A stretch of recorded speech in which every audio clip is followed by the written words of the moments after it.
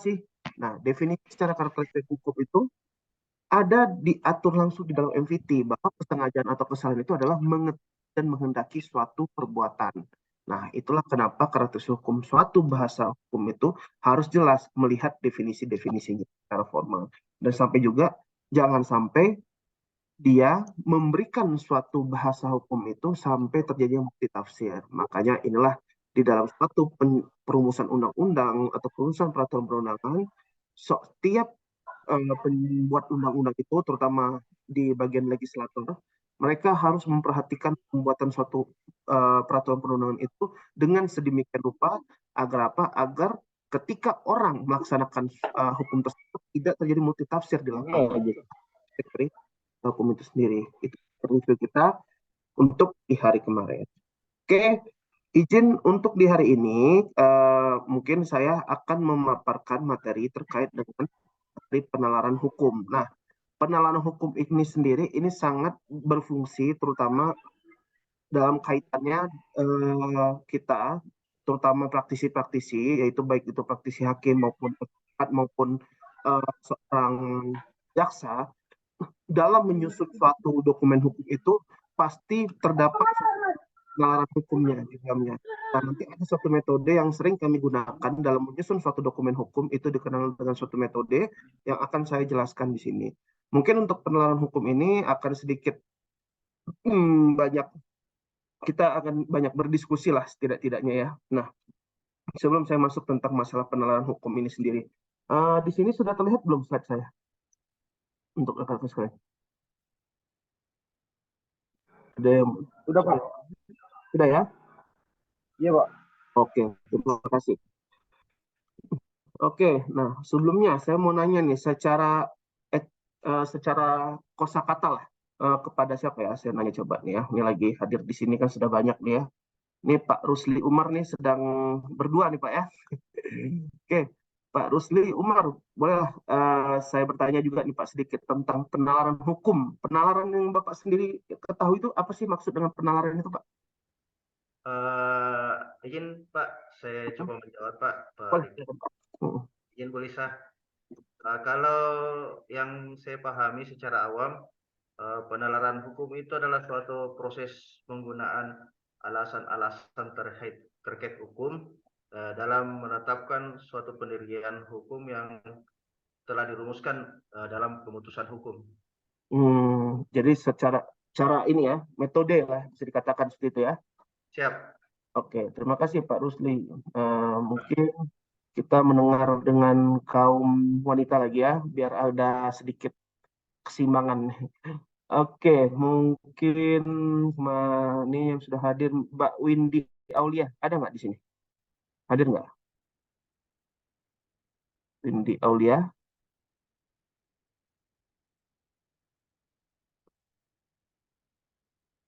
Oh ya, sebelumnya saya juga mohon maaf nih kan karena hari Minggu lalu saya belum bisa hadir di tengah rekan sekalian karena posisi memang kemarin sedang ada gangguan kesehatan, lagi sakit lah ibaratnya gitu. Jadi mungkin, oh ya sebelum menanya Pak Rusli kemarin untuk materi Minggu lalu sudah sampai mana Pak kelasnya? Kalau minggu lalu saya kayaknya tidak ada pertemuan Pak, baik Oh, ada pertemuan yang kosong ya? iya online. Cuma minggu sebelumnya Oh, saya belum sempat sebelumnya. ikuti materinya Pak Riki karena kebetulan Pak Riki juga yang bawakan materinya via online. Oh, Kalau untuk konsentrasinya kemarin kan lagi sambil bawa kendaraan juga Pak Riki waktu itu. iya siap siap siap. Siap, Oh, siap. oh, berarti kemarin belum ada materi lagi berarti Pak ya? Jadi ini penalaran hukum termasuk hal yang belum dibahas berarti ya? Iya Pak, betul Pak. Siap. Oke, terima kasih Pak Rusli. Siap, siap Pak. Ini berarti tadi nggak ada ya, belum membahas Mbak Wendy. Coba Nur Anissa, ada nggak? Nur Anissa hadir?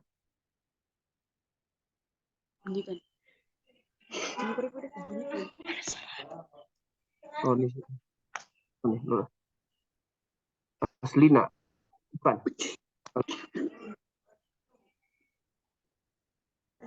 Oh, ini Mbak Aslina, mau coba jawab? Iya Boleh, Pak. silakan. Gimana buka? Maka penalaran itu apa sih yang Mbak tahu?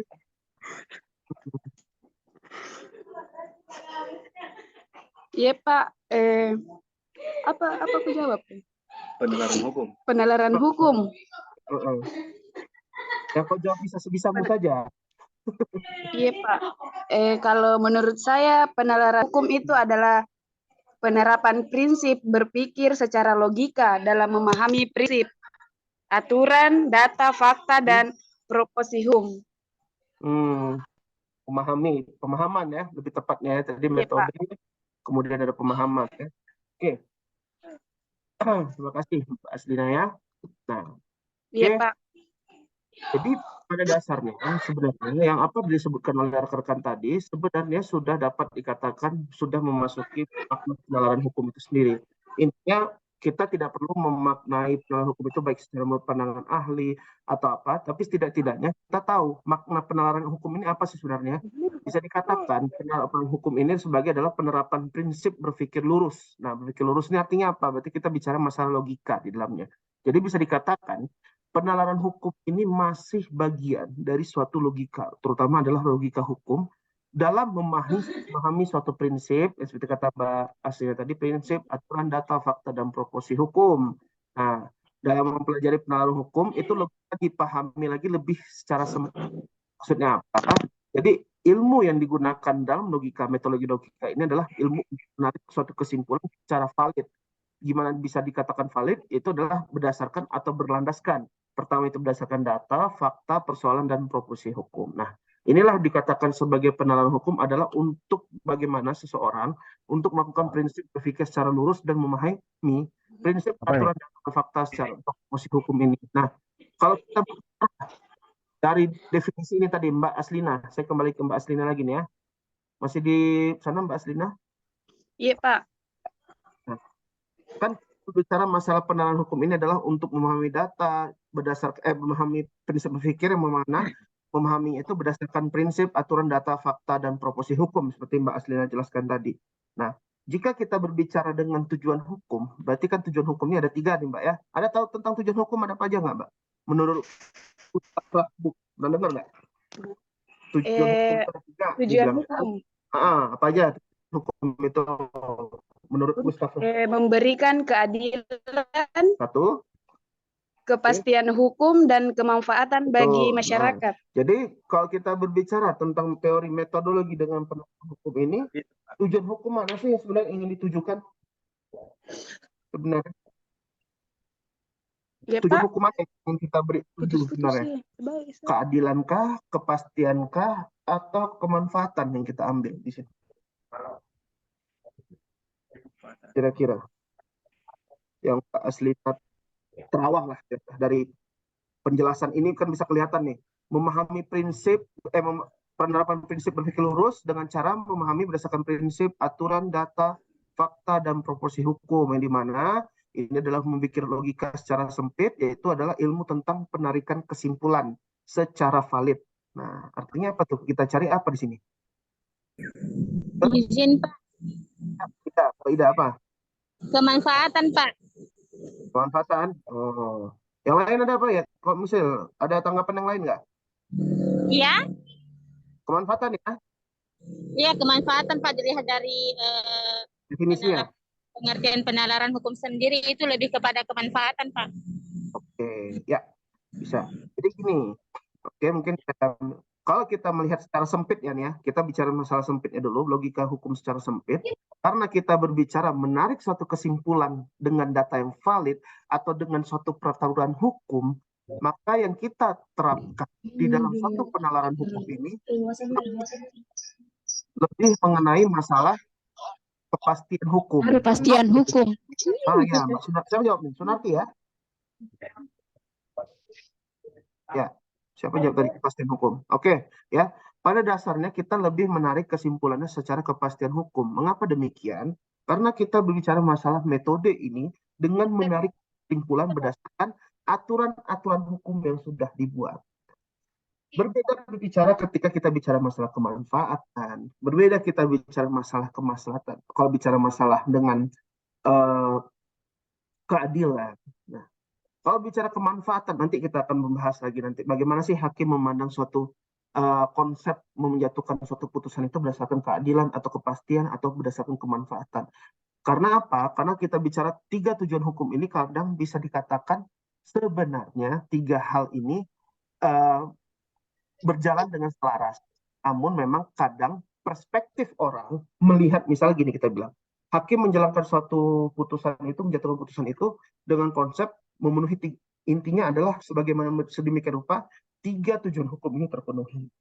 Lalu masyarakat pasti akan memandang, wah putusan ini tidak adil katanya.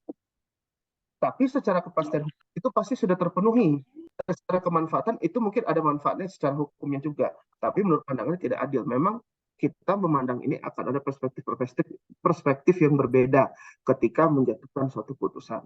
Namun setidak-tidaknya 3 tujuan ini pasti harus terpenuhi. Walaupun memang akan ada perdebatan oleh masyarakat maupun oleh pihak yang dikalahkan dalam suatu konsep penjatuhan putusan. Nanti akan saya jelaskan lebih lanjut tentang masalah ini. Tapi kita konteksnya tentang penalaran hukum, kita akan membahas ini lebih lanjut dulu.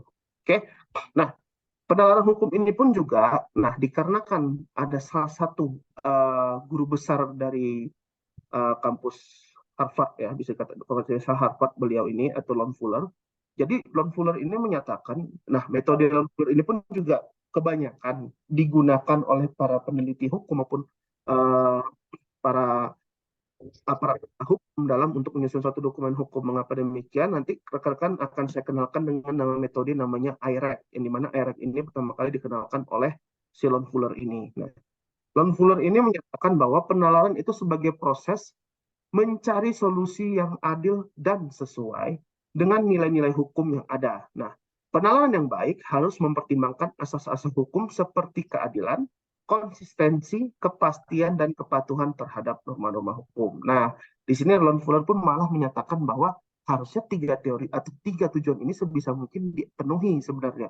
Ada keadilan, ada kepastian, dan kepatuhan atau kemanfaatan pun juga harus bisa diartikan untuk dipenuhi dalam suatu penalaran hukum. Jadi bisa dikatakan kita berbicara masalah penalaran hukum ini tidak serta-merta seharusnya sempit seperti kita bisa menarik kesimpulan secara kepastian saja, tapi harus 3 tujuan hukum ini sebenarnya harus terpenuhi. Begitu tadi bilang ada kemanfaatan, ya tidak salah juga. Nah, tapi kalau kita bicara masalah pengertian tadi, sempitnya memang logika hukum secara sempit itu ya seperti tadi menarik kesimpulan berdasarkan data atau peraturan hukum yang berlaku. Nah, sebelum saya jauh ke penjelasannya, nah ini ada satu bentuk. Nah, kalau rekan-rekan dulu pernah belajar logika matematika atau pernah belajar atau di SMA atau yang sudah bekerja pasti sudah pernah melihat contoh premis ini. Nah, ada premis major, premis minor, kesimpulannya apa. Nah, saya coba mau nanya ini ke rekan-rekan sekalian. Sebelumnya ini udah terlihat di ini ya, di bagian slide tentang hasil. Oh, udah ya, penalaran hukum ya. Oke, mungkin saya tanya nih tadi ke siapa yang hadir lagi nih ya. Tadi cewek sudah, kembali lagi ke cowok itu Absalom. Ada nggak Absalom? Absalom. Ya, ada Pak. Oke, Absalom. Salam. Siapa? Oke, ini saya mau nanyakan. Ini Absalom Mas Absalom pernah melihat ini nggak? Metode kayak gini, premis major, premis minor, terus kesimpulannya kan kayak gini kan? Ini kalau bisa dibilang metodologi berpikir secara deduktif lah kita bilang ya, menarik kesimpulan secara deduktif. Oke, nah sebelum kita masuk nih, ini karena nanti kita akan belajar tentang silogisme di dalamnya. Sedikit ya, bukan saya seluruhnya tentang silogisme, tapi sedikit akan saya mengenai silogisme karena semua hal ini berhubungan tentang silogisme. Nah, kira-kira dari silogisme ini kesimpulannya apa yang bisa Mas tarik? Oke.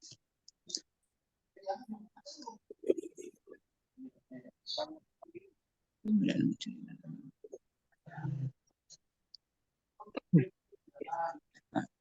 menurut kesimpulannya adalah seorang yang mengambil barang tanpa pengetahuan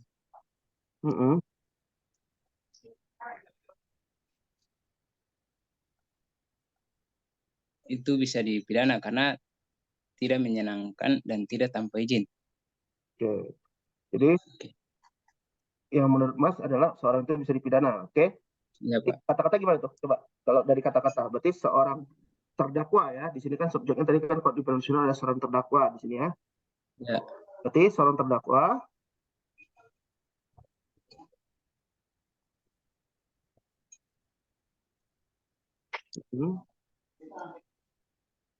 Seorang terdakwa yang telah mengambil barang milik orang lain secara tanpa izin dari pemiliknya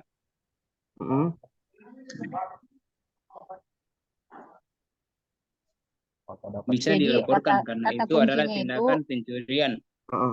Ya, gimana Bu dosen tuh mau coba bantu Ibu dulu. ya teman-teman mahasiswa, kalau untuk premis mayor, itu kata kuncinya sebenarnya teman-teman harus melihat apa secara keseluruhan dari materi itu. Jadi ketika sudah dibahas di premis minor, berarti sudah berkurang dari yang sudah sekumpulan banyaknya kata-kata itu sudah berkurang, maka kesimpulannya tinggal mengambil antara premis mayor dengan apa inti dari premis minor, seperti itu. Oke, Kata kuncinya menarik seperti ya. itu. Gitu dah dibantu itu Pak Absalom. Berarti gimana tuh Mas Absalom? Katanya kalau dari Bu dosen tinggal menarik dari premis minor ini dikaitkan dengan premis mayornya, berarti kan?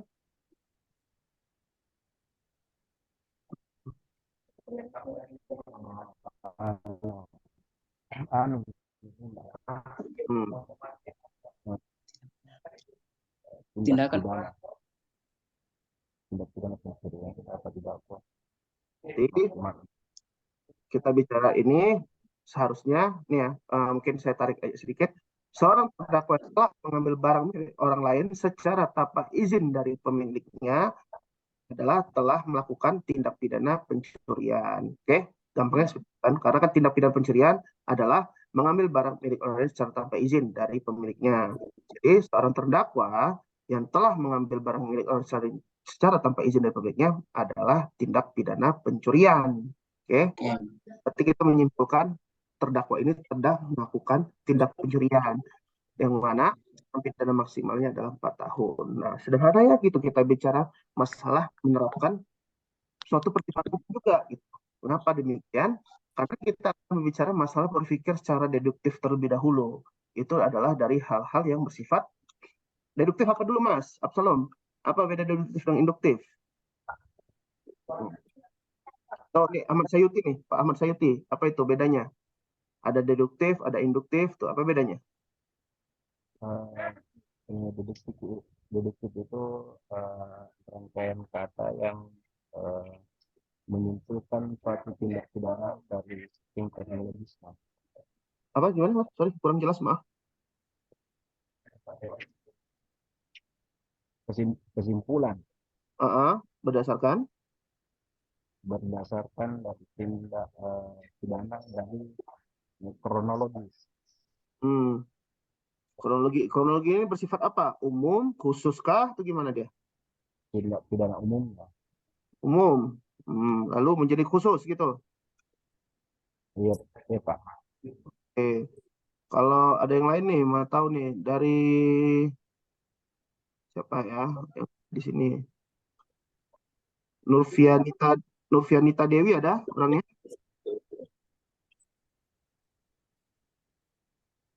Kalau induktif adalah penerapan metode berpikir yang digunakan untuk mencapai kesimpulan umum berdasarkan data situasi spesifik terbatas.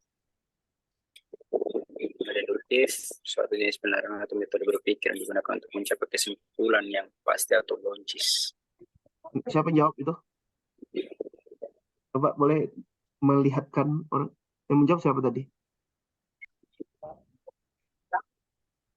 Halo? Sebenarnya ini mereka belum terlalu belajar dalam ya, baru pembukaan saja waktu itu sama saya. Oh, siap Bu. Nggak apa-apa Bu. Oke, nanti paling jadi gini pada dasarnya rekan-rekan sekalian. Nah, kalau kita bicara masalah deduktif, nah induktif. Nah, ini mungkin saya kasih sedikit nih ya. Nah, tadi udah saya sedikit kasih brainstorming sedikit lah gimana sih cara deduktif dan induktif terlebih dahulu. Jadi mungkin saya cuma ingin memperkenalkan sedikit tentang kuis ini. Tadi untuk trigger question di awal mungkin rekan-rekan hanya untuk mengetahui bahwa itu ada salah satu metode pemikiran penalaran hukum, yang dimana penalaran hukum itu tadi adalah untuk proses menarik kesimpulan. Salah satu metode digunakan untuk penalaran hukum itu bisa kita gunakan adalah metode deduktif dan induktif. Lalu apa sih maksudnya metode deduktif dan induktif itu sendiri? Sederhananya begini rekan-rekan sekalian. Jadi kalau kita bicara metode deduktif itu pemikiran dengan cara hal-hal yang umum ke hal-hal yang khusus. Nah, jadi kita bicara masalah hal-hal yang umum tadi apa? Misalnya kita lihat tadi premis di awal. Tindak pidana pencurian adalah tindak pidana yang tindak pidana pencurian adalah mengambil barang sesuatu milik orang lain secara tanpa izin dari pemiliknya. Nah, bisa dikatakan bahwa tindak pidana pencurian ini merupakan bentuk dari hal yang umum. Nah, maka dia harus general, cakup semuanya. Nah, nanti itu akan ada pelajari lah mungkin nanti Ibu dosen mengajari bagaimana sih cara menyusun suatu premis. Dua premis itu nggak boleh bersifat non sequitur, di mana dia harus bersifat valid. Data-data dari suatu premis itu harus bersifat valid. Nah, itu akan dijelaskan mungkin nanti secara logika hukum. Tapi ini saya garis besarnya saya jelaskan. Jadi hal umum ini kita sepakati dulu bahwa tadi tindak pidana pencurian itu adalah mengambil barang milik orang lain yang milik orang lain secara tanpa izin. Itulah dikatakan tindak pidana pencurian. Nah, itu kan generalnya kita bicara peraturan hukumnya. Lalu khususnya apa? Nah, misalnya Bapak Ferdi di sini, Pak Ferdi mengambil barang milik orang lain secara tanpa izin dari pemiliknya. Jika kita bicara seperti itu, berarti Bapak Ferdi ini telah mengambil barang milik orang lain secara tanpa izin. Berarti dia telah melakukan apa? Berarti kita bisa tarik kesimpulannya dari hal yang umum di atas tadi, premis mayornya bahwa tindak pidana pencurian, dan premis minornya bahwa secara khususnya Pak Ferdi telah mengambil barang milik orang secara tanpa izin. Berarti kesimpulan bisa kita tarik adalah Bapak Ferdi yang mengambil barang milik orang lain tersebut emalah merupakan tindak pidana pencurian. Gitu. Jadi karena hal khusus itu bisa kita sandingkan ke dalam hal majornya, premis majornya, maka kesimpulan kita tarik adalah Bapak Ferdi telah melakukan tindak pidana pencurian tadi, gitu ya. Nah itu mungkin kan kita lihat ada kan enggak paling gampangnya gitu kan, misal P Q, terus kita ambil premis minornya Q, berarti misalnya premis majornya A strip B, lalu premis minornya B strip C misalnya gitu kan, maka premis kesimpulannya adalah A strip C gitu kan, sering dituliskan seperti itulah kalau kita bicara masalah logika hukum atau logika silogisme dalam metode deduktif gitu. Nah, berbeda kita berbicara induktif, itu adalah kebalikannya gitu. Kebalikannya maksudnya apa? Jadi pada dasarnya kalau kita bicara masalah induktif itu kita berangkat dari hal-hal yang khusus dulu, bukan hal-hal yang general. Berbeda tadi kita bicara masalah di dalam deduktif, itu berangkat dari hal yang universal atau hal yang umum dulu, baru yang khusus.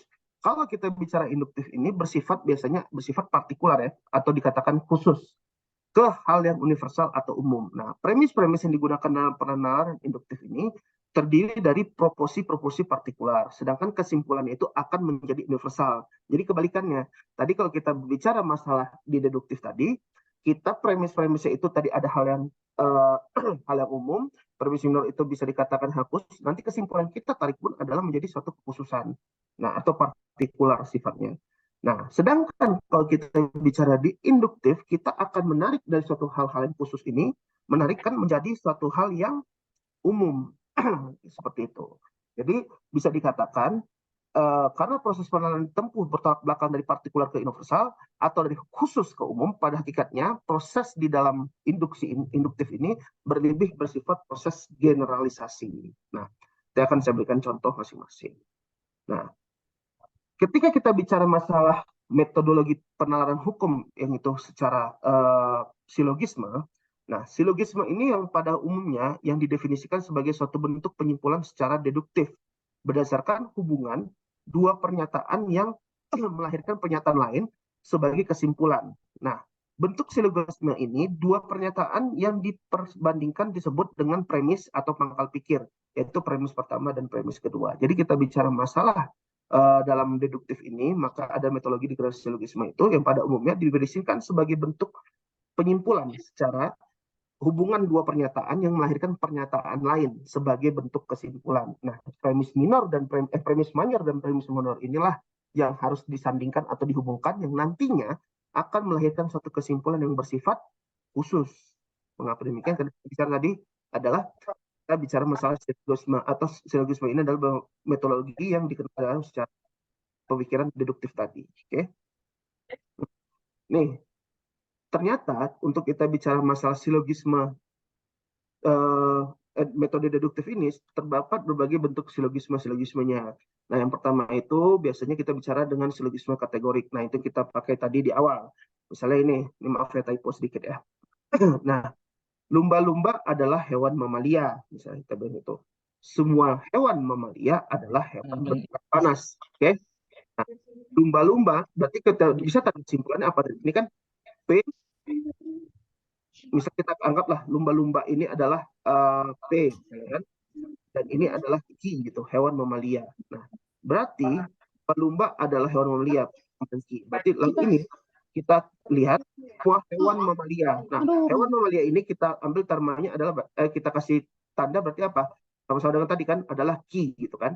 Nah, berarti misalnya tulis saja biar enak lihat ya.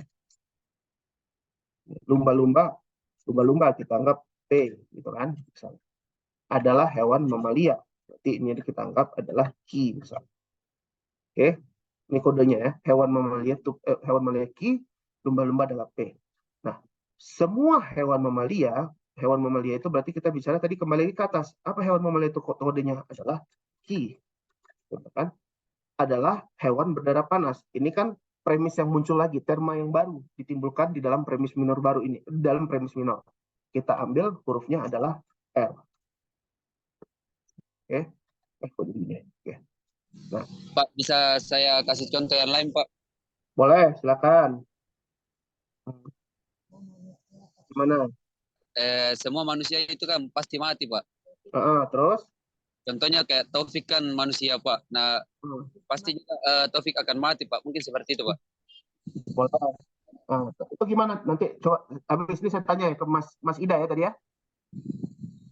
Iya, Pak. Ini soalnya saya satu som dengan Ida, Pak.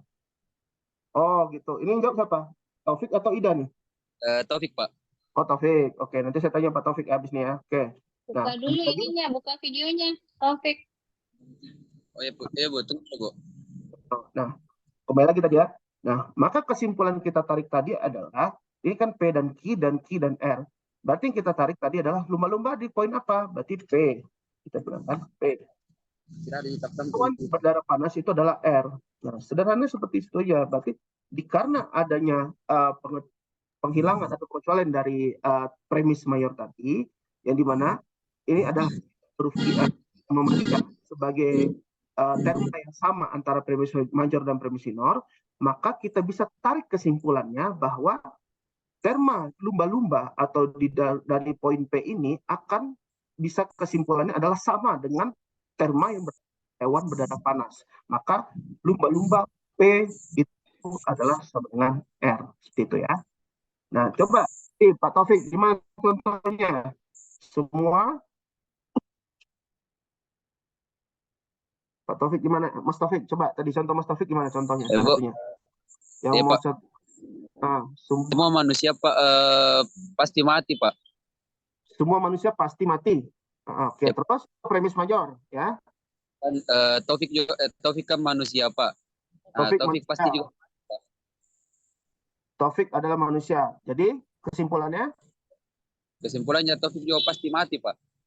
Taufik juga pasti mati. Bisa seperti itu. Berarti kita tandain misalnya semua manusia. Oke, saya tulis di sini ya, biar enak ya. Ya, Pak. Semua manusia pasti akan mati. Nah. Oke. Tadi seperti itu ya premisnya. Berarti kita anggap misalnya semua manusia itu adalah P. Pasti akan mati itu dan predikatnya itu adalah kita anggap Q gitu ya misalnya. Iya, Pak. Oke. Lalu premis minornya? Ya, Pak. Premis minornya apa? Taufik manusia, Pak. Taufik manusia, Pak. adalah manusia, misalnya kan, kita bilang gitu. Berarti kita anggap Taufik ini adalah terma yang baru dimunculkan gitu kan, ibaratnya kan. Ya, Pak. Oke, misalnya kita anggap seperti itu ya. R dan ini adalah manusia, misalnya kita katakan P gitu. Pak. Ini bisa dikatakan Maka Taufik, Pak. Kesimpulannya apa? Kesimpulannya apa jadinya? Ya. Kesimpulannya itu Pak, Taufik pasti mati, Pak. Taufik pasti mati. Iya. Pasti mati. Oke. Ya, pastilah semua manusia pasti akan mati. Itu yang saya tarik kesimpulannya, oke? Nih, susunannya gimana? Ini kan beda nih. Maksudnya kan kalau saya tadi nyusunnya gini, misalnya P dan di sini Q. Mohon maaf, saya boleh menambahkan. Oke, Bu, silakan, Bu. Jadi inti sari dari premis mayor itu selalu ditandai dengan kata yang umum. Maka untuk awal dari satu kalimat dia akan berbunyi semua, sekelompok, sejumlah. Nanti dia di premis minor dia akan menjadi lebih spesifik, misalnya lumba-lumba atau nama orang atau nama benda seperti itu. Terima kasih. Oh iya Bu, ya betul. Saya kebalik ternyata. Ya, Bu. Sepakat, Bu. Terima kasih, Bu. Terima kasih sebelumnya. Terima kasih koreksinya juga, Bu. Nih. Oke. Jadi pada dasarnya betul tadi seperti Bu dosen bilang, pada dasarnya kalau kita bicara masalah metode ini, saya juga lupa nih, berarti saya kesalahan dalam menuliskan juga nih. Pada dasarnya kita berbicara premis mayor dan atau menyusun suatu premis ini berangkat dari hal-hal yang bersifat umum. Maka tadi kita kembali lagi ke dalam metode tadi. Pemikiran dengan cara hal yang umum yang kekhusus. Artinya apa? Berarti kita adalah harus mendefinisikan hal-hal yang bersifat umum terlebih dahulu. Tadi kalau saya bicara adalah semua hewan adalah mamalia. Semua hewan mamalia adalah hewan berdarah panas. Berarti kita bicara hal umum adalah semua hewan mamalia. Oke. Nah, kalau bicara tadi dari premis yang dibuat Pak Taufik, kita bicara adalah semua manusia. Nah, semua manusia ini sebagai bentuk yang umumnya gitu. Nah, kemudian kita bicara di dalam hal ini predikatnya itu akan ada hal yang sama kan di sini. Nah, predikat yang mana? Semua manusia, dan di sini juga ada kata manusia. Maka dari hal ini bisa kita tarik kesimpulannya. Kan ini tadi kita bicara P semua manusia, itu semua manusia. Berarti sama ini kan. Nah, yang kita tarik adalah kesimpulannya R sama dengan Q. Karena apa? Ini kan adalah terma yang muncul baru di dalam premis minornya. Bisa kita tarik kesimpulannya karena terma ini baru muncul di sini dan terma semua manusia tadi sudah kita anggap hilang di sini, maka kita bisa tarik kesimpulannya Taufik pasti akan mati. Akan ya, kami dan kota tadi. Karena apa? Tadi ini ada Taufik itu sebagai huruf R-nya, kita bilang. Oke. Dan pasti akan mati. Itu adalah huruf Q-nya. Oke. Jadi kita berangkat seperti ini ya. Nah, sampai sejauh ini masih ada pertanyaan nggak sebelumnya? Sebelum saya lanjutkan lagi nanti metode-metode berikutnya. Boleh? Ada yang mau bertanya?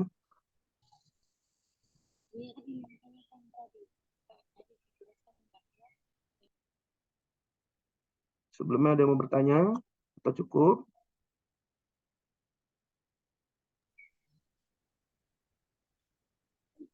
Saya, Pak. Apa ini? Ida, Pak. Oke, Ida. Boleh, silakan. Tadi kan Pak dijelaskan dalam analisis hukum itu bahwa dengan melihat definisi dari analisis hukum itu sendiri disimpulkan bahwa itu adalah kepastian hukum, Pak. Nah, tujuan hukum itu tadi. Iya, Pak. Tadi sempat saya dengar adalah kepastian, Pak. Nah, mau pertanyakan di sini kan kita tahu bahwa hukum ini kan abstrak, Pak. Dia akan menjadi sebuah mohon maaf Pak, tolong diluruskan kalau salah, akan menjadi kepastian kalau dia itu dimasukkan ke dalam dibentuk dalam undang-undang seperti itu, Pak. Berarti kalau kita berbicara hukum menurut saya bukan kepastian tapi keabstrakan, Pak. Kenapa bisa berpendapat sebagai abstrak hukum itu? Sebelumnya saya mau nanya dulu, Mbak Ida. Yang saya pahami bahwa tidak ada hukum di realitas eksternal. Kalau kita berbicara konsep hukum berarti iya ada secara realitas internal, tapi kalau berbicara tentang realitas eksternal, hukum itu tidak ada, yang ada itu hanya undang-undang saja kapan aturan yang kapan kita lakukan itu akan berdampak. Mungkin saja pengaplikasiannya itu ada itu tadi Pak. Oke. Nih tanggapan saya kalau bicara hukum itu kalau menurut abstrak. Jadi gini, pandangan saya terkait hal yang pernyataan Mbak Ida itu mungkin kalau memandang hukum itu sebagai konstitusi atau konstituen, suatu konstitusi atau sebagai grunom, nilai dasar hukum itu sebagai nilai dasar, memang kita bisa katakan itu sifatnya abstrak. Itu memang ada perkataan kalau nggak salah saya ingat saya Immanuel Kant yang memandang bahwa suatu hal yang bersifat dasar atau suatu grunom itu sifatnya itu akan bersifat abstrak, tidak bisa dipastikan bentuknya seperti apa. Tapi kalau kita bicara hukum yang dimaksud di sini ya, maksudnya yang pernyataan saya tadi adalah hukum dari bentuk sumber-sumber hukum yang sudah ada. Nah, sumber hukum itu seperti apa? Berarti kan kita harus menunjukkan sumber hukum secara nyata. Nah, kalau Mbak Ida, saya tanya dulu, sumber hukum yang Mbak Ida tahu ada apa aja sih sumber hukum itu? Sumber hukum dalam Islam, Pak? Nggak, maksudnya ya sumber hukum Islam. Ida, Misalnya, tolong dijadikan cara berpikirnya ala hukum. Kebetulan ini ilmu hukum, bukan spesifik ke ilmu hukum Islam, Ida. Kajiannya juga bukan filsafat. Jadi mungkin dia memandang hukum sebagai sifat abstrak gitu. Oke, jadi pada dasarnya sumber hukum yang secara formalnya tertulis ada apa aja tuh misalnya yang Mbak Ida tahu? Udah belajar PIH kan Mbak Ida ya? Baru kalau semester 1 itu baru. Semari ya, semari Bu ya? Baru bersamaan. Bersamaan ya, oke. Nah, ya. Kira di dalam pembelajaran Mbak Ida selama ini sumber hukum yang diajar secara bentuk formalnya ada apa aja sih? Sumber hukum. Nah, misalnya tadi Mbak Ida bilang sumber hukum Islam lah misalnya. Sumber hukum Islam ada apa aja di dalamnya? Ya pasti ada Al-Quran, ada hadis, ada ijma dan kias di dalamnya kan, seperti itu. Nah, sumber hukum secara formal misalnya ada traktat, ada undang-undang, ada bukan undang-undang ya, peraturan perundang-undangan. Kalau kita sebut undang-undang terlalu sempit jadinya kan. Oke, ada lalu kebiasaan, ada jurisprudensi seperti itu. Jadi bisa dikatakan yang sumber hukum yang kita maksud di sini yang tadi kita bicara masalah penalaran hukum itu adalah bagaimana kita menarik suatu kesimpulan atau logika berpikir secara penalaran hukum yang disandingkan atau dikaitkan dengan sumber-sumber hukum yang bersifat tertulis atau secara formalistik yang kita bicara seperti ini di sini Mbak Ida. Itu. Jadi yang akan kita menjadi bahan kajian tadi seperti tadi nih yang saya ambil di sini contoh. Nah, tindak pidana pencurian adalah mengambil barang milik orang lain secara tanpa izin dari pemiliknya. Ini sebenarnya kan bunyi dari pasal 362 secara generalnya. Oke. Ini adalah sumber hukum secara resminya itu saya ambil dari peraturan perundang-undangan itu terutama di KUHP. Nah, secara khususnya ada seorang terdakwa yang telah mengambil barang orang lain milik orang lain secara tanpa izin. Nah, dilakukan oleh orang ini adalah merupakan tindak pidana pencurian. Nah, makanya pengujiannya itu tadi. Tindak pidana pencurian ini sebagai landasan umumnya, pasal KUHP tadi, itu sebagai aturan umumnya, dan premis minornya itu adalah fakta-fakta yang terjadi di lapangan atau fakta hukum, yang dimana ini sifatnya bersifat parsial atau bersifat khusus. Jadi, dan kesimpulan yang ditarik pun akan menjadi kesimpulan yang sifat khusus di dalamnya. Karena apa? Karena si terdakwa ini terbukti melakukan tindak pidana pencurian gitu, atau tidak terbukti misalnya ternyata kalau misalnya dari premis minornya ternyata dia tidak mengambil barang orang milik orang lain gitu, berarti dia tidak melakukan tindak pencurian misalnya ya seperti itu. Gitu kira-kira Mbak Ida. Atau ada pendapat lain Mbak Ida? Atau mungkin kurang pendapat dengan saya atau? Iya Pak. Kalau saya kurang Pak. Gimana? Dalam hukum positif kita dengan sumber hukum yang dimengerti dalam hukum Islam. Begitu, Ida. Iya, Ibu. Siapa tuh ngomong? Taufik ya? Aduh. Ini Taufik Pak mau bicara. Kita kadang bicara. Ini nggak bicara Pak.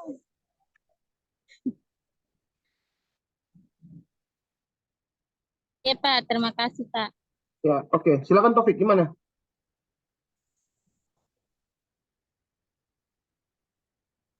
Baik, efisienkan waktu saja, lanjutkan saja. Mungkin bisa di chat saja teks, begitu ya. Oke. Taufik, pertanyaannya bisa di chat saja.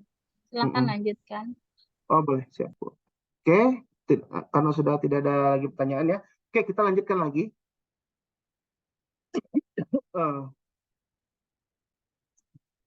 Ini metode secara silogisme tadi yang bersifat tadi kategorik udah ya, kategorik sudah. Ini kita lanjut lagi. Ini bersifat namanya silogisme bersifat hipotetik. Nah, ini ditandai dengan kata-kata jika maka gitu. Nah, jadi di dalam hal ini sifatnya adalah akan bersifat alternatif yang dimana dari premis mayor yang kita dapatkan P atau Q dan ternyata kita ambil premisnya adalah Q, maka kesimpulannya akan menjadi P, misalnya seperti itu. Ini kita kasih contoh, misalnya gini. Jika cuaca sedang hujan, maaf, itu saya menjelaskan yang lain malah. Oke, nih, jika cuaca sedang hujan, maka saya naik mobil. Kan kita bicara di sini adalah jika cuaca sedang hujan, ya, P, kita anggap gitu, maka saya naik mobil. I, seperti itu bilang. Nah, di sini karena ada alternatif tadi kan kita bicara alternatif, ada P dan Q. Karena saya naik mobil di sini posisinya. Berarti posisi dari sini bisa dikatakan adalah jadi cuaca sedang hujan. Jadi menarik kesimpulan ini berdasarkan dari premis mayornya juga, yang dimana posisi di sini yang menjadi keadaan umumnya jika cuaca sedang hujan maka saya naik mobil. Nah, terjadi dalam premis minornya itu saya sedang naik mobil. Maka kita menarik kesimpulannya adalah berdasarkan dari huruf yang sudah ada kita tanda tadi adalah jadi cuaca sedang hujan. Berarti adalah huruf P. Oke. Jadi ditarik dari kesimpulan ini berdasarkan dari alternatif yang berada di atas ini. Gitu. Dan berdasarkan dari kejadian atau peristiwa yang dilakukan dijelaskan di dalam premis mayornya. Gitu ya. Oke, lanjut berikutnya adalah silogisme disjungtif. Nah, di mana contoh metode deduktif ini salah satunya silogisme disjungtif ini sifatnya lebih ke alternatif tadi ya. Nah, Budi pulang kampung ke Madiun atau Yogyakarta. Jadi secara generalnya kita tahu atau aturan umumnya bahwa Budi ini punya dua kampung nih. Ada di Madiun, atau ini kampung Budi. Nah, Yogyakarta ini kampung istrinya, bisa kita anggap seperti itu kan. Budi itu pulang kampung ke Madiun atau ke Yogyakarta. Berarti ada alternatif di dalam ini. Nah, sedangkan premis mayornya ternyata Budi tidak pulang kampung ke Madiun. Nah, ternyata berarti negasi dari pulang kampung Madiun tadi apa kita anggap P misalnya, negasi dari P tadi. Maka kalau kita melihat karena dia alternatif di dalam hal ini dia pulang ke Yogyakarta, kita menarik kesimpulannya maka Budi itu pulang kampung ke Yogyakarta. Seperti itu ya kurang lebih ya. Nah, kalau ini kita bicara alternatif karena apa? Dalam hal ini cakupan premis mayornya terdapat kata atau. Nah, itu bedanya ya. Tapi kalau dari silogisme hipotetik tadi tandanya adalah jika maka. Maka kita berbicara masalah peristiwa di dalam ini. Ketika ada suatu peristiwa yang terpenuhi di dalam premis minornya, maka akan tarik kesimpulan berdasarkan hal yang ada dalam premis mayor. Berbeda dengan silogisme disjunktif, di mana bersifat alternatif. Berarti ada di dalam hal yang kita lakukan di dalam sini, itu bersifat pilihan. Nah, bisa ini dalam bentuk negasi, ternyata Budi tidak pulang kampung ke Madiun, atau misalnya Budi ternyata pulang ke Yogyakarta. Berarti kita ambil kesimpulan menjadi negasi. Berarti Budi tidak pulang kampung ke Madiun. Misalnya seperti itu ya. Kalau misalnya kita ambil di sini premis minor sebagai bentuk positif. Tapi kalau kita bicara sebagai negasi, berarti kesimpulan kita tarik adalah bersifat positif. Jadi Budi pulang kampung ke Yogyakarta. Itu untuk ini agar mempersingkat waktu ya. Ini udah sejam aja jadi. Oke. Untuk bersifat waktu. Nah, ini deduktif ya. Lanjut ke sedikit tentang induktif. Nah, jadi pada dasarnya kalau induktif ini berbeda tadi atau kebalikannya dari metode yang sudah saya jelaskan sedemikian rupa sebelumnya. Untuk bicara metode induktif ini adalah metode yang dimana dalam penalarannya secara induksi atau metode persesuaian, bisa dikatakan method of agreement, yang disusun oleh John Stuart Mill. Jadi salah satu pencetus juga untuk metode agreement ini adalah John Stuart Mill. Adapun metode ini menyatakan jika dua hal atau lebih dari fenomena yang diteliti memiliki hanya satu sirkumstansi. Sirkumstansi ini artinya satu lingkungan ya, satu kegiatan atau dalam satu populasi lah mereka dianggap yang sama, maka sirkumstansi satu-satunya di mana hal itu bersesuaian adalah sebab atau akibat dari fenomena yang diteliti. Jadi bisa dikatakan kalau kita bicara metode induktif ini, bisa dikatakan metode ini digunakan biasa untuk mempertimbangkan hubungan sebab dan akibat, atau bisa dikatakan hubungan kausalitas di dalam menentukan suatu kesimpulan gitu. Nah, soalnya seperti ini, misal kita contoh metode induktif dengan metode persesuaian atau method of agreement. Nah, ada suatu pesta pernikahan dan terdapat puluhan orang yang keracunan makanan. Kemudian ditelitilah semua makanan yang dimakan oleh mereka yang hadir di pesta pernikahan tersebut. Selanjutnya, diketahui pula ada makanan yang disediakan oleh perusahaan catering A dan catering B. Nah, bisa dikatakan ada dua sirkumstansi ini dalam catering A dan catering B. Fenomena yang diteliti adalah keracunan makanan. Nah, ini sirkumstansi yang dikatakan adalah kita mencari akibat dari keracunan makanan tadi. Sedangkan hal diteliti dari fenomena itu adalah makanan yang disediakan oleh perusahaan catering A dan B. Nah, hasil yang diteliti adalah sebagai berikut. Nah, kembali lagi kita ingat tadi, induktif ini berangkatnya dari hal yang mana? Hal yang khusus, menarik kesimpulan hal yang umum. Umumnya apa? Penyebab keracunan makanan. Oke, ingat, sirkumstansi yang kita ingin cari, siapa sih penyebab keracunan makanan? Nah, kita lihat, Pak Ahmad menyantap semua jenis makanan disediakan oleh catering A, dia tidak keracunan. Amin menyantap catering A, tidak keracunan. Pak Iman menyantap sebagian jenis makanan yang disediakan perusahaan catering A dan menyantap sebagian dari catering B, dia keracunan. Nah, kalau Pak Eman menyantap sebagian jenis yang disediakan oleh catering B, ternyata keracunan. Nah, Pak Oman menyantap semua jenis makanan yang disediakan oleh perusahaan catering B, ternyata keracunan. Ingat, kita kembali lagi, sirkumstansi awal kita apa? Yang menjadi sirkumstansi kita adalah tentang keracunan makanan. Oke? Siapa sih penyebab dari keracunan makanan ini gitu. Nah, berarti kalau kita berangkat secara persesuaian atau mengeneral, karena kalau kita berangkat tadi metode induktif adalah proses generalisasi, maka yang menjadi penyebab keracunan tadi seharusnya bisa kita katakan adalah catering dari catering B. Oke, mengapa demikian?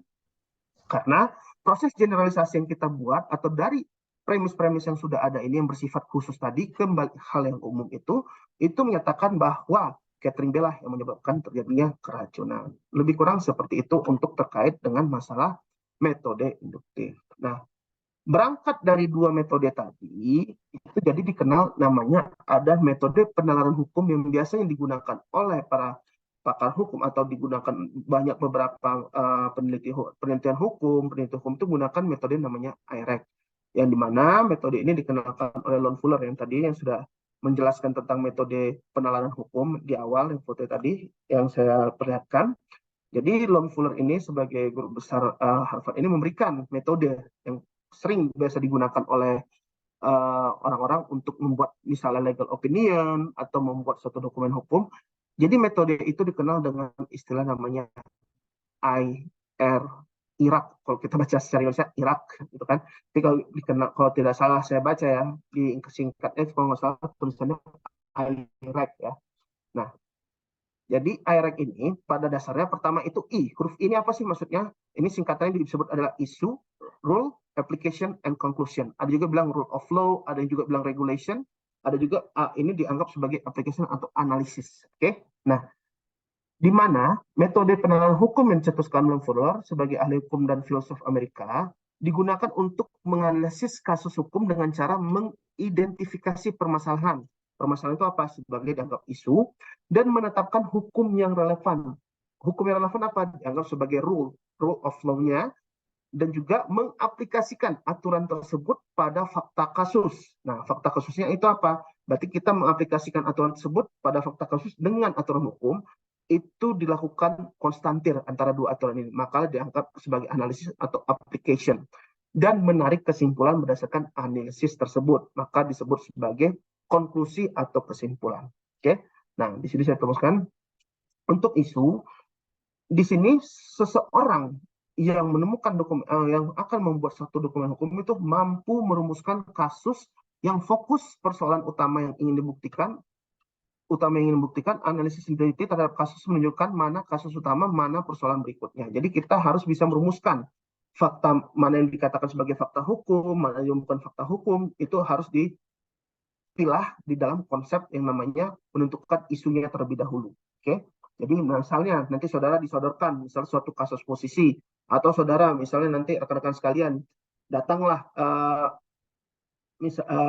keluarganya gitu mau nanya tentang hukum ke saudara.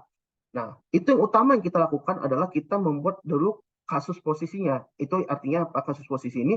Untuk memilah-milah apa sih yang menjadi isu, apa sih yang jadi permasalahan keluarga saudara misalnya. Misalnya, Pak, saya misalnya nanya nih ke Mas tadi Mas Taufik misalnya kan ditanya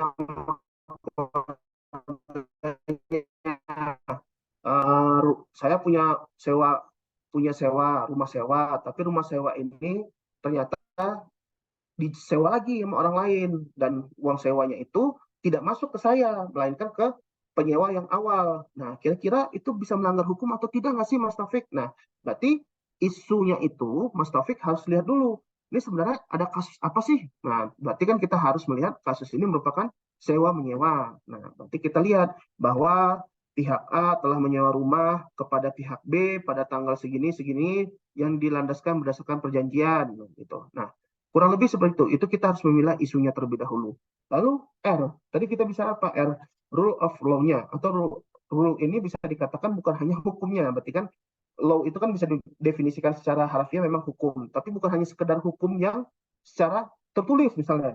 Ternyata Mas Taufik pengen lihat juga hukum secara tidak tertulis atau hukum adat yang berlaku. Itu kan tidak masalah juga, kita bisa katakan sebagai hukum atau rule of law-nya di dalamnya. Jadi di dalam R ini atau rule ini adalah mengenai aturan hukum yang mengatur didapatkan berdasarkan sumber hukum yang valid. Nah, sumber hukum apa tadi? Misalnya tadi Mbak Syaf dan Mbak Indah ya nanya sumber hukum yang kok sumber hukum itu kan harusnya hukum itu harusnya abstrak.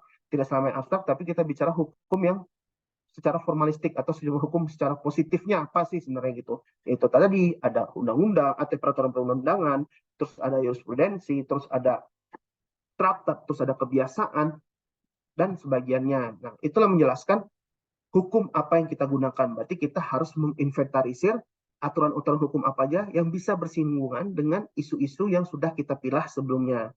Tadi misalnya Mas Taufik tadi kan sewa menyewa nih hubungannya. Oh, berarti ini harus ada KUHP Perdata hubungan di dalamnya.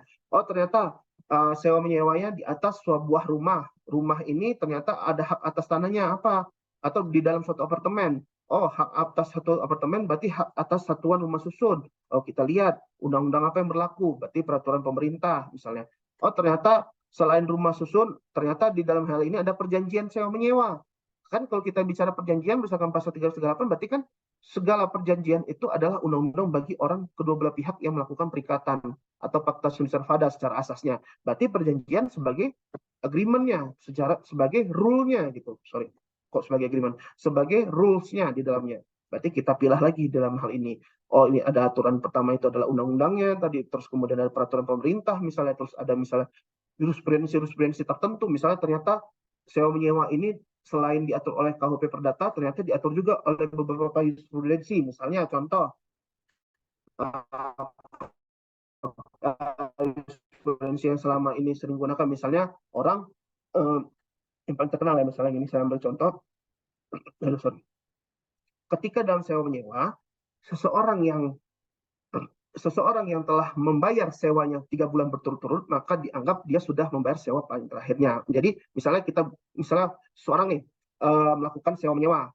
Nah, ternyata dianggap kata uang prestasi nih, misalnya dia nggak bayar sewa selama 1 tahun lebih. Nah, 1 tahun lebih.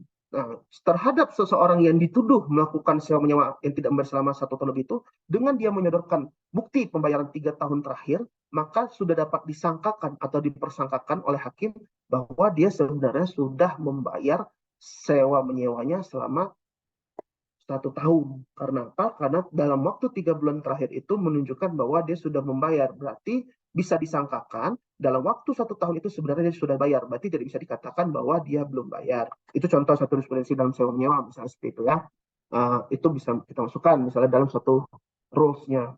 Lalu ketika kita berbicara rules-nya sudah kekumpul, isunya sudah dipilah, lanjutnya apa Pak? Nah, lanjutnya itu ada namanya analisis atau analytical gitu. Nah, atau application disebut di sini. Nah, analisis ini gimana? Nah, kita gunakan tadi metodenya. Kita sudah belajar tadi bicara masalah deduktif. Kita belajar induktif di dalamnya. Tapi biasanya dalam metode ERIC ini lebih tepat atau lebih sering digunakan adalah metode secara deduktif. Bagaimana Pak cara melihatkan secara deduktifnya? Nah, berarti seperti ini. Tadi misalnya, bahwa telah terjadi perbuatan sewa menyewa antara pihak A dan pihak B. Nah, karena pihak A dan pihak B ini berdasarkan aturannya, dia telah melakukan sewa menyewa, dalam KUHP Perdata diatur dalam hal ini, dan ternyata dalam perjanjiannya juga tulisannya sewa menyewa, maka sudah dapat dipastikan secara analisis dia telah melakukan perbuatan sewa menyewa. Karena apa? Karena telah memenuhi satu, dia sudah ada perjanjian, sudah ada kesepakatan, dan itu sudah memenuhi KUHP Perdatanya, terutama itu sewa menyewa, dan kedua juga sudah ada perjanjian yang dituang secara tertulis, misalnya seperti itu. Dan konklusinya bisa kita tarik berdasarkan analisis dari kedua hal tadi, antara isu dengan regulasinya, konklusinya maka sudah benar terjadi perjanjian sewa menyewa.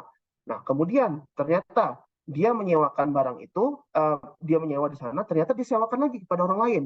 Nah, dan sewa kepada orang lain itu uangnya tidak masuk ke pemilik awal sewa, sedangkan masuk ke dia langsung sebagai penyewa pertama. Nah, boleh nggak sih sebenarnya? Kita lihat tadi kan. Nah, dari premis tadi dia menyewakan kepada orang lain. Lihat regulasinya. Di KUHP Perdata bagaimana diaturnya?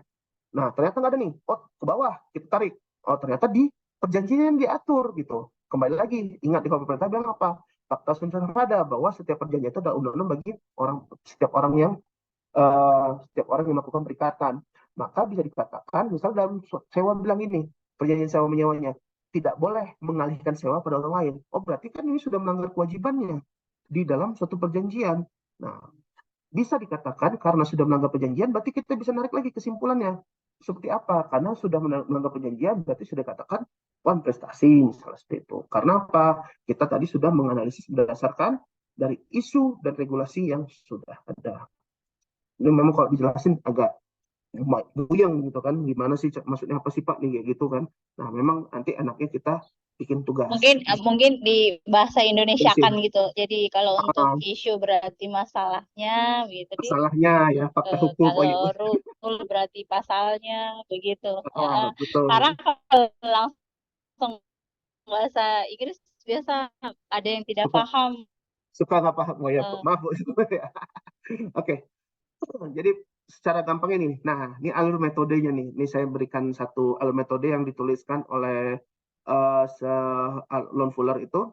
Pertama itu fact atau fakta. Fakta di sini bukan fakta yang pada umumnya, tapi fakta yang bersifat fakta hukum. Maksudnya apa? Fakta yang memang dilandasi oleh suatu peraturan hukum. Nah, jadi fakta yang mengenai suatu kasus kemudian digunakan untuk merumuskan suatu permasalahan. Jadi fakta-fakta yang terdapat, misal tadi kita bilang kan, saya bilang tadi harus susun dulu kasus posisinya biar jelas. Jadi runtut. Jadi dari runut kronologi suatu peristiwa itu atau suatu masalah yang kita alami itu harus kita susun dulu dalam bentuk kasus posisi. Misalnya yang saya tadi jelaskan, misalnya kita terjadi permasalahan sewa menyewa, ya berarti kita harus jelaskan dari awal kenapa ada masalah sewa menyewa. Berarti harus ada sebabnya dulu. Berarti ada hubungan perikatan atau hubungan sewa menyewa sebelumnya. Nah, itulah faktanya kan. Berarti pada tanggal 8 Maret misalnya 2023, pihak A dan pihak B telah bertemu dan bersepakat untuk melakukan perjanjian sewa menyewa yang telah ditandatangani oleh pihak A dan pihak B di atas Sumatera, misalnya seperti itu kan. Dan itu harus ditulis secara rinci gitu. Itulah faktanya disusun dulu, kemudian dipilah untuk menjadi isu. Isu ini maksudnya apa? Isu ini adalah isu yang dianggap sebagai fakta hukumnya tadi. Oke? Jadi maka di sini fact dan isu itu ditarik. Jadi dipilah-pilah untuk hal-hal ini menjadi hal-hal yang khusus. Oke?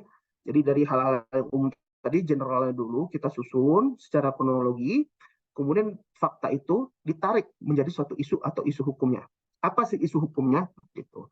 Nah, isu-isu hukum itu berarti adalah hal-hal yang memang harus diatur oleh peraturan perundangan. Rules ini apa? Tadi kan saya bilang tadi ada rules, itu adalah peraturannya. Nah, berarti kita setelah menarik isu-isu yang sudah ada tadi, yang sudah kita pilah-pilah berdasarkan fakta atau kronologi yang sudah ada, maka selanjutnya yang kita lakukan adalah menarik dari suatu rules-nya atau peraturannya yang berhubungan dengan peraturan apa sih sebenarnya. Nah, peraturan yang kita kaitkan di sini, baik itu pertama dari sumber hukum secara formal tadi, ada sumber positif tadi, misalnya kita bicara di sini adalah peraturan perundang-undangannya. Kemudian, misalnya, apakah ada doktrinnya? Doktrin kan termasuk juga sumber hukum, kita bisa.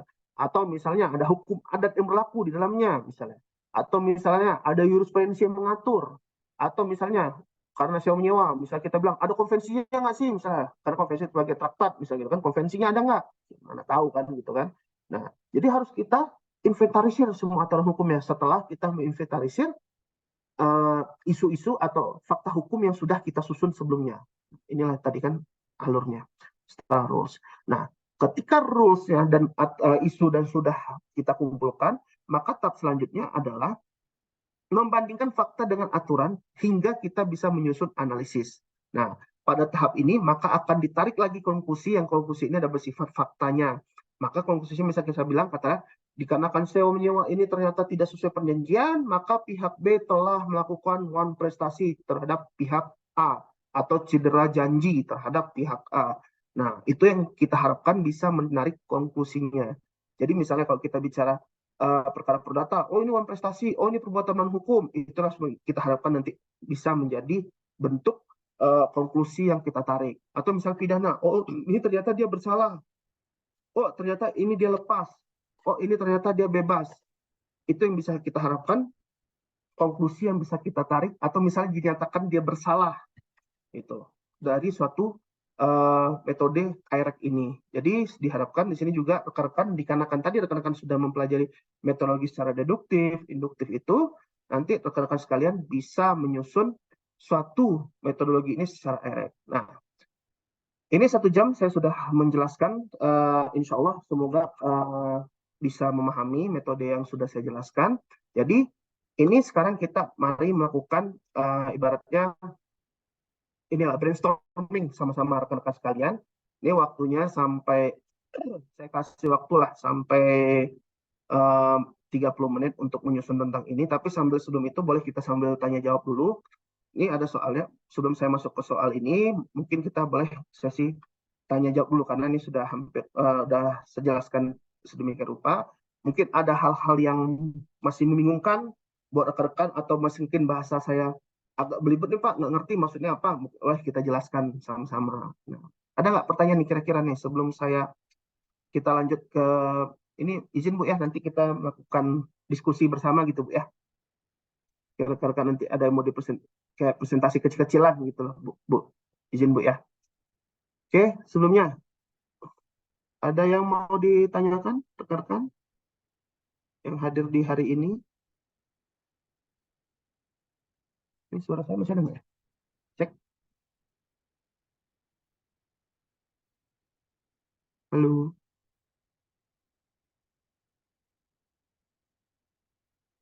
Apa suaranya ada? Tes. Halo, halo. Terputus ya? Putus Bisa Pak, tanya Pak Riki, izin Pak? Oh, nggak terputus kan suara saya? Ya Pak, saya sambil nih Pak, lagi perbaiki ledeng di rumah sama orang PDAM. Aman. Boleh Pak, gimana Pak? Ya izin Pak, saya mau tanya ini terkait penalaran hukum, hubungan antara penalaran hukum dengan logika hukum Pak. Iya. Ya. Apa hubungannya Pak ya? Iya Pak, seperti itu Pak. Oke, sederhananya gini Pak Rusli. Jadi bisa dikatakan penalaran hukum ini, saya berangkat dari definisi yang saya bawa tadi di atas Pak ya. Oke, biar kita lihat sama-sama. Jadi penalaran hukum itu adalah penerapan prinsip berpikir lurus. Nah, kalau kita bicara logika ini ada prinsip berpikir lurus, yang dimana untuk memahami prinsip aturan data dan proporsi hukum, yang dimana dalam penalaran hukum ini, dalam mempelajari penalaran hukum ini, logika atau logika hukum itu dipahami secara lebih sempit. Nah, maksudnya apa? Berarti bisa dikatakan penalaran hukum ini merupakan bagian atau subbagian dari logika hukum itu sendiri, Pak Rusli. Jadi secara garis besar penalaran ini juga masih bagian dari logika hukum seperti itu Pak Rusli. Tapi kita bisa katakan logika hukumnya seperti apa? Logika hukum yang di mana di sini adalah ilmu tentang penarik kesimpulan tadi. Penarik kesimpulan yang pertama metodologi yang kita ambil adalah metodologi berpikir secara deduktif dan metodologi berpikir secara induktif. Nah, maka bisa dikatakan penalaran hukum yang secara definisi yang disebutkan di sini atau kita kenal di sini adalah bagian atau subbagian dari suatu logika hukum. Kurang lebih seperti itu Pak Rusli Umar. Ya. Oh ya, Pak. Berarti secara general penalaran hukum itu sudah mencakup logika, Pak ya? Mencakup sebagian ya Pak ya, tapi bukan mencakup seluruhnya. Karena logika itu kan masih banyak di dalam logika hukum itu kan, entah mungkin itu ada misal kita bicara menyusun suatu argumentasi kan itu membutuhkan suatu logika hukum juga gitu Pak. Tapi bagian dari suatu penalaran hukum itu adalah bagian dari suatu logika. Seperti itu sih pendapat saya Pak Rusli. Oh, berarti maksudnya dia masih terpisah Pak, belum bisa ketika dilakukan penalaran hukum dia belum bisa mewakili logika hukum, begitu Pak Riki? Bukan terpisah, tapi masih bagian Pak. Jadi ibaratnya bisa dikatakan penalaran hukum ini masih bagian kecil dari suatu logika hukum Pak gitu. Jadi logika itu ada, bisa kita diagram ya, lingkaran besarnya itu adalah logika hukum, jadi penalaran hukum itu adalah lingkaran kecil di dalamnya gitu. Seperti itu Pak Rusli pendapatnya. Oh ya Pak, siap-siap.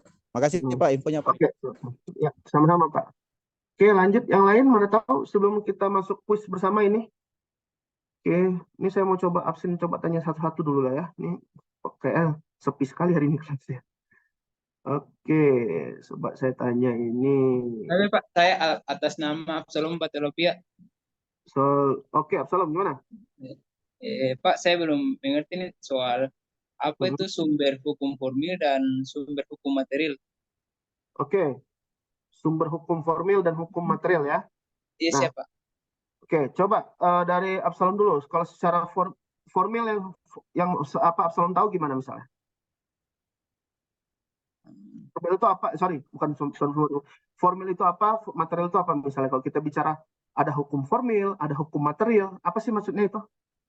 Kalau menurut saya sih sumber hukum formil ialah apa yang dimaksud sebagai tempat di mana ditemukan peraturan-peraturan hukum positif, yaitu menunjuk pada bentuk-bentuk peraturan dan ketetapan. Oke, kalau material? Sedangkan yang dimaksud dengan sumber hukum material adalah apa yang dimaksud sebagai sumber hukum dalam pengertian sebagai hal-hal yang dapat mempengaruhi penguasa dalam menentukan hukumnya, Pak. Dalam menentukan hukumnya. Ya. Sederhana gini. Oke.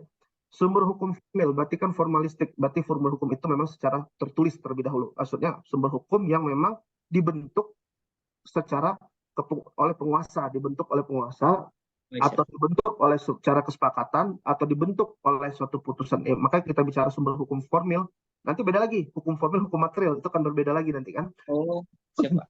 Akan berbeda lagi. Kalau kita bicara hukum formil, hukum material itu akan berbeda. Ini kalau bicara sumber hukum yang secara formil ya, atau secara, makanya kalau kita bicara formil ini adalah hal-hal yang memang terlihat atau hal-hal yang memang tertulis, biasa seperti itu.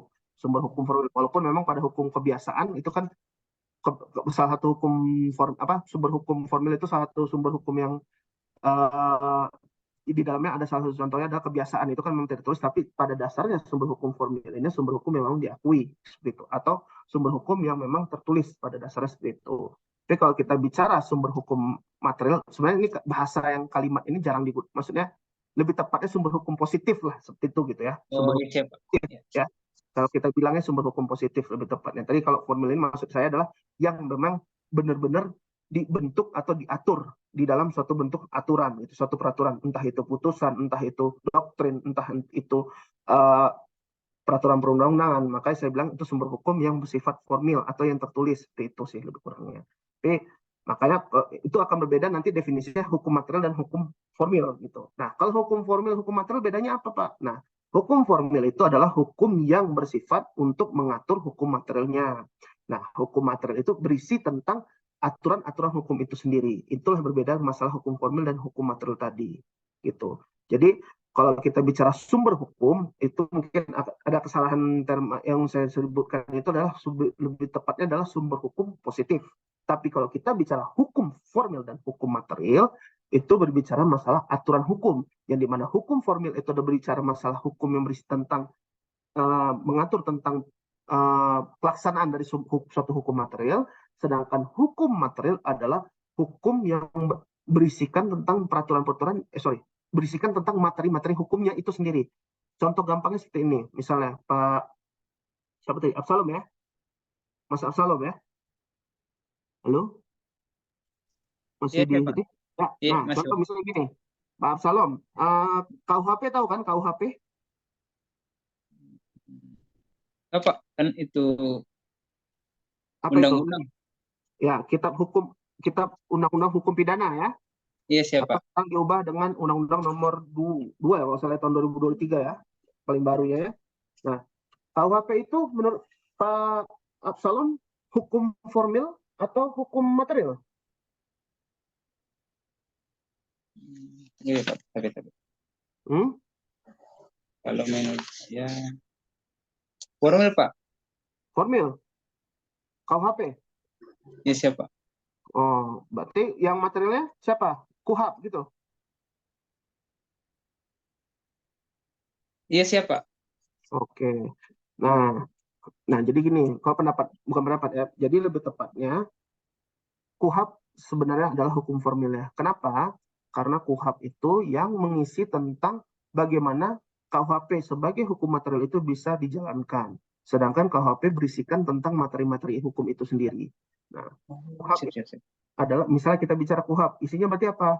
Tentang penyidikan, tentang penuntutan, tentang putusan. Berarti kan itu bicara masalah instrumen yang akan digunakan. Tapi kalau bicara masalah hukum material atau materinya, itu adalah KUHP. Apa materi dan hukum pidana? Berarti bicara masalah suatu tindak pidana. Tindak pidana itu diatur di mana? Selain dari KUHP, ada juga di luar KUHP. Nah, KUHP termasuk sumber hukum ya. Nanti saya salah lagi. Sumber sebagai hukum material dari suatu hukum pidana. Baik KUHP maupun undang-undang narkotika misalnya, maupun undang-undang korupsi, itu adalah sebagai hukum material dari hukum pidana. Kurang lebih seperti itu Pak Absalom. Dari cerita kita bisa berhukum. Formil atau tertulis itu adalah sumber hukum yang dikatakan sebagai sumber hukum positifnya. Seperti itu ya Pak Absalom ya. Siapa? Oke. Saya bisa bertanya lagi Pak? Boleh. Ini sambil kita nunggu yang lain. Iya siapa? Apakah hukum kebiasaan itu ada hubungannya dengan adat? Salah satu bentuk hukum adat itu adalah sebagai bentuk kebiasaan sebenarnya. Jadi bisa dikatakan kebiasaan ini kan hal-hal yang hidup di tengah masyarakat, ya kan? Nah, salah satu bentuknya itu pasti kita bicara masalah hukum adat. Makanya kebiasaan atau customary itu sekarang pun diberlakukan di dalam kehidupan, di dalam hukum nasional itu sendiri. Ibaratnya living law itu diakui lah sebagai keberadaannya, termasuk itu sendiri tadi hukum adat. Contoh ya, hukum adat yang diakui kehidupannya, misalnya di dalam Undang-Undang Lingkungan Hidup, itu diperbolehkan melakukan pembakaran lahan sebesar, itu ada aturannya, saya lupa berapa ukuran, berapa meter persegi, itu boleh dilakukan pembakaran lahan dengan kondisi memang itu dalam bentuk kearifan lokalnya. Jadi banyak suku-suku di Indonesia itu untuk membuka lahan itu dia biasanya sistemnya dengan melakukan pembakaran lahan. Itu memang dengan tradisi adat yang sudah ada. Itu memang di dalam Undang-Undang PPLH itu diberikan peluang untuk melakukan tersebut. Kenapa diberikan peluang? Ya itu tadi, karena menghargai kebiasaan atau hukum adat itu tadi sendiri. Dan itu dinormatifikasikan. Jadi kalau saya bicara pada dasarnya hukum adat ini, kalau kita bicara dia masih dalam bentuk hal-hal yang bisa dikatakan belum tertulis, itu biasanya memang untuk dilakukan atau upaya memaksanya itu akan sulit. Tapi ketika sudah dinormatifikasikan, itu dia akan menjadi lebih memiliki hukum yang bersifat memaksa dan mengatur gitu. Tapi kalau hukumnya akan bersifat memaksa. Tapi ketika dia biasanya tidak tertulis atau biasanya hanya bentuknya kayak hikayat cerita, biasanya hukum adat itu karena bersifat hikayat atau cerita itu akan menjadi berbentuk hukumnya bersifat mengatur saja, biasanya seperti itu, Pak Absalom ya, Mas Absalom. Jadi bisa dikatakan kebiasaan itu salah satunya ada hukum adat, bisa seperti itu juga. Ada lagi mungkin Pak Absalom? Atau berpendapat beda boleh? Menurut saya enggak Pak, itu enggak kebiasaan karena sifatnya partikular gitu, hanya sebagian masyarakat, jadi nggak bisa dibilang kebiasaan. Nah, bisa jadi gitu kan, misalnya pandangan Pak Absalom gitu kan. Siap, Pak. Oh, ada betul. Oke. Cukup ya? Cukup, Pak. Ada yang lain sebelum saya lanjutkan kita untuk berdiskusi bersama ini terkait dengan, ini saya mau coba dengar suaranya lah nih. Ini ada orangnya nggak nih? Izin Pak. Ya, Izin boleh saya, Pak. Boleh siapa nih? Izin Pak. Yang Siapa? ingin saya tanyakan. Atas nama Kurnia, siapa? Oh, Kurnia. Oke, silakan. apakah ada tips atau ada cara kita untuk menganalisa isu-isu hukum dengan menggunakan penalaran hukum sehingga kita dapat menghasilkan argumentasi hukum yang benar? Mungkin itu, Pak. Yang pertama pastinya adalah itu tadi Mbak. Kalau saya kan karena memang metodologi yang paling sering saya gunakan untuk penalaran hukum ini adalah kita kembali lagi ke pembahasan kita tadi AIREC itu, kita pertama kali adalah menyediakan sumber data yang sangat valid gitu. Jadi jangan sampai semua sumber data yang valid ini maksudnya di sini memilah-milah gitu. Jangan sampai ibaratnya kalau kita bisa katakan too much information itu kan nggak baik sebenarnya kan, kebanyakan informasi itu tidak baik. Makanya ketika kita memilah suatu, misalnya Mbak Kurnia membawa suatu legal opinion lah, kita bilang seperti itu ya. Nah, kalau kita bicara masalah legal opinion ini kan pasti kita harus menginventarisir itu aturan-aturan hukumnya terlebih dahulu. Nah, aturan-aturan hukum yang kita inventarisir ini jangan sampai aturan-aturan hukum yang sebenarnya tidak punya kaitan penting dengan aturan-aturan dengan isu-isu yang sudah kita susun sebelumnya. Makanya sangat penting Mbak Kurnia, pertama kali kita untuk menyusun suatu argumentasi hukum itu menyusun kasus posisi dengan sedemikian rupa, sedetail mungkin, baik tempus, lokus, perbuatan hukumnya apa, peristiwa hukum yang kita pengen membahas itu apa, itu harus sangat penting kita susun secara sistematis gitu, dari awal terjadi sampai hal apa yang menjadi permasalahan buat kita gitu. Nah, itu penting untuk kita susun terlebih dahulu. Nah, ketika sudah tersusun itu, maka kita bisa jelas aturan hukum apa yang akan kita gunakan. Nah, aturan hukum yang digunakan pun jangan sampai malah sifatnya itu membuat malah menjadi obskur gitu, atau menjadi tidak kabur ketika kita menyusun analisis dari peraturannya. Maka dikarenakan kita sudah menyusun dari menyusun isu atau fakta dengan peraturannya, ketika kita akan melakukan analisis sebisa mungkin itu sudah konkret sifatnya. Karena apa? Kita akan menarik suatu kesimpulan tadi gitu. Jangan sampai ketika kita menyusun fakta-fakta hukum tadi, ketika kita ingin membangun suatu argumen, fakta hukumnya sudah ada nih, tapi regulasi yang kita kaitkan ternyata nggak sesuai gitu. Makanya benar butuh metodologi berpikir secara deduktif tadi. Maka kita gunakan metode berpikir deduktif itu tuh apa? Kita belajar dari menyusun premis-premis dulu. Mana premis mayor, mana premis minor. Kalau premis mayor sifatnya harus general, premis minor sifatnya harus sifat spesifik. Nah, hal-hal umum tadi kita bicara adalah peraturan-peraturannya, hal spesifik adalah kasus-kasus kita, fakta-fakta kita. Itulah kita leburkan dalam bentuk analisis, hingga menyimpulkan kesimpulan yang bisa dikatakan sebagai argumentasi atau opini kita sendiri nanti. Seperti itu Mbak Kurnia, kurang lebih. Biasa ini pengalaman pribadi yang saya gunakan, dan juga apa sih kiat yang harus saya lakukan. Seperti itu biasanya Mbak Kurnia. Terima kasih. Kira tambahan Mbak? Cukup Pak. Cukup, oke. Mbak Kurnia sering bikin legal opinion ya? Enggak? Sering nyusun LO? Bantu-bantu penyidik sih Pak. Oh, bantu-bantu penyidik. Biasanya buat ini ya, full bucketnya ya? Tentang keterangan ya? Ya, penting sebenarnya full bucket ini sebenarnya. Tapi, nah itu juga saya sarankan Mbak Kurnia juga. Ketika full bucket kan, jangan sampai malah kita bahas kemarin kan masa kayak Prapit itu. Jangan sampai aturan yang kita bicara aturan tadi kan kita bicara sumber hukum secara secara positifnya tadi gitu. Berarti kita bicara positif apa? Peraturan perundangannya dulu misalnya. Peraturan perundangan itu apa? Kembali ke merujuk ke Undang-Undang nomor 12 tahun 2011 tentang peraturan perundangan. Yang dimana pertama kita bicara pasti undang-undang dasarnya dulu, konstitusi ngomong gimana misalnya.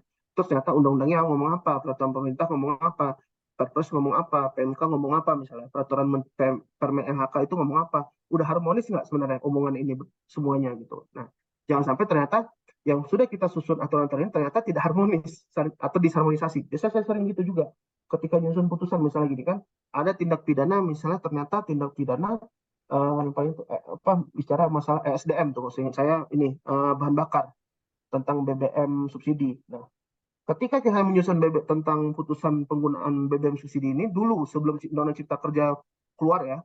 Nah, yang dikenakan tindak pidana penimbunan terhadap BBM itu secara aturannya adalah BBM yang bersubsidi. Nah, definisi BBM subsidi kan saya harus cari nih, apa sih maksud BBM subsidi? Turun ke bawah, permen sampai ke permen. Ternyata BBM subsidi itu kalau berdasarkan aturannya, secara permen ESDM itu hanyalah solar dan bahan bakar minyak tanah. Lalu Pertalite gimana? Karena Pertalite ini pun sifatnya ternyata sering ditimbun gitu. Apakah dia BBM subsidi? Ternyata secara aturan sebelum kita kerennya kejadiannya itu bukanlah sebagai BBM yang bersubsidi. Nah, alhasil apa? Makanya kan terjadi kekosongan hukum nih kan gitu. Makanya kadang kita suka kejadian gitu kan ketika kita susun suatu argumentasi ini, wah ini ternyata fakta kita kosong nih. Nah, sedangkan penuntut umum mendakwakan ini dia kena penimbunan minyak BBM subsidi, sedangkan Pertalite bukan BBM subsidi. Makanya itu akan menjadi perdebatan ketika kita akan menghukum seseorang. Makanya diubah loophole-nya di setelah Undang-Undang Ciptaker dibikin bukan hanya BBM subsidi tetapi juga BBM penugasan khusus. Nah, itulah kalau kita bilang Pertalite sebagai BBM penugasan khusus. Jadi makanya regulasi itu penting, harus kita pilah-pilah, Mbak. Itu sih paling kalau pendapat saya, Mbak ya. Semoga lancar lah membuat ininya ya, full bucket ya. Oke. Terima kasih, Pak. Terima kasih Mbak Kurnia. Ada yang lain nih? Oke. Ini kita masuk aja lah ya. Ini udah pas 30 menit. Udah sampai 16.30, jadi saya sengaja tadi juga bikin waktu. Oh, ada pertanyaan lagi. Boleh, silakan. Siapa? Halo? Halo?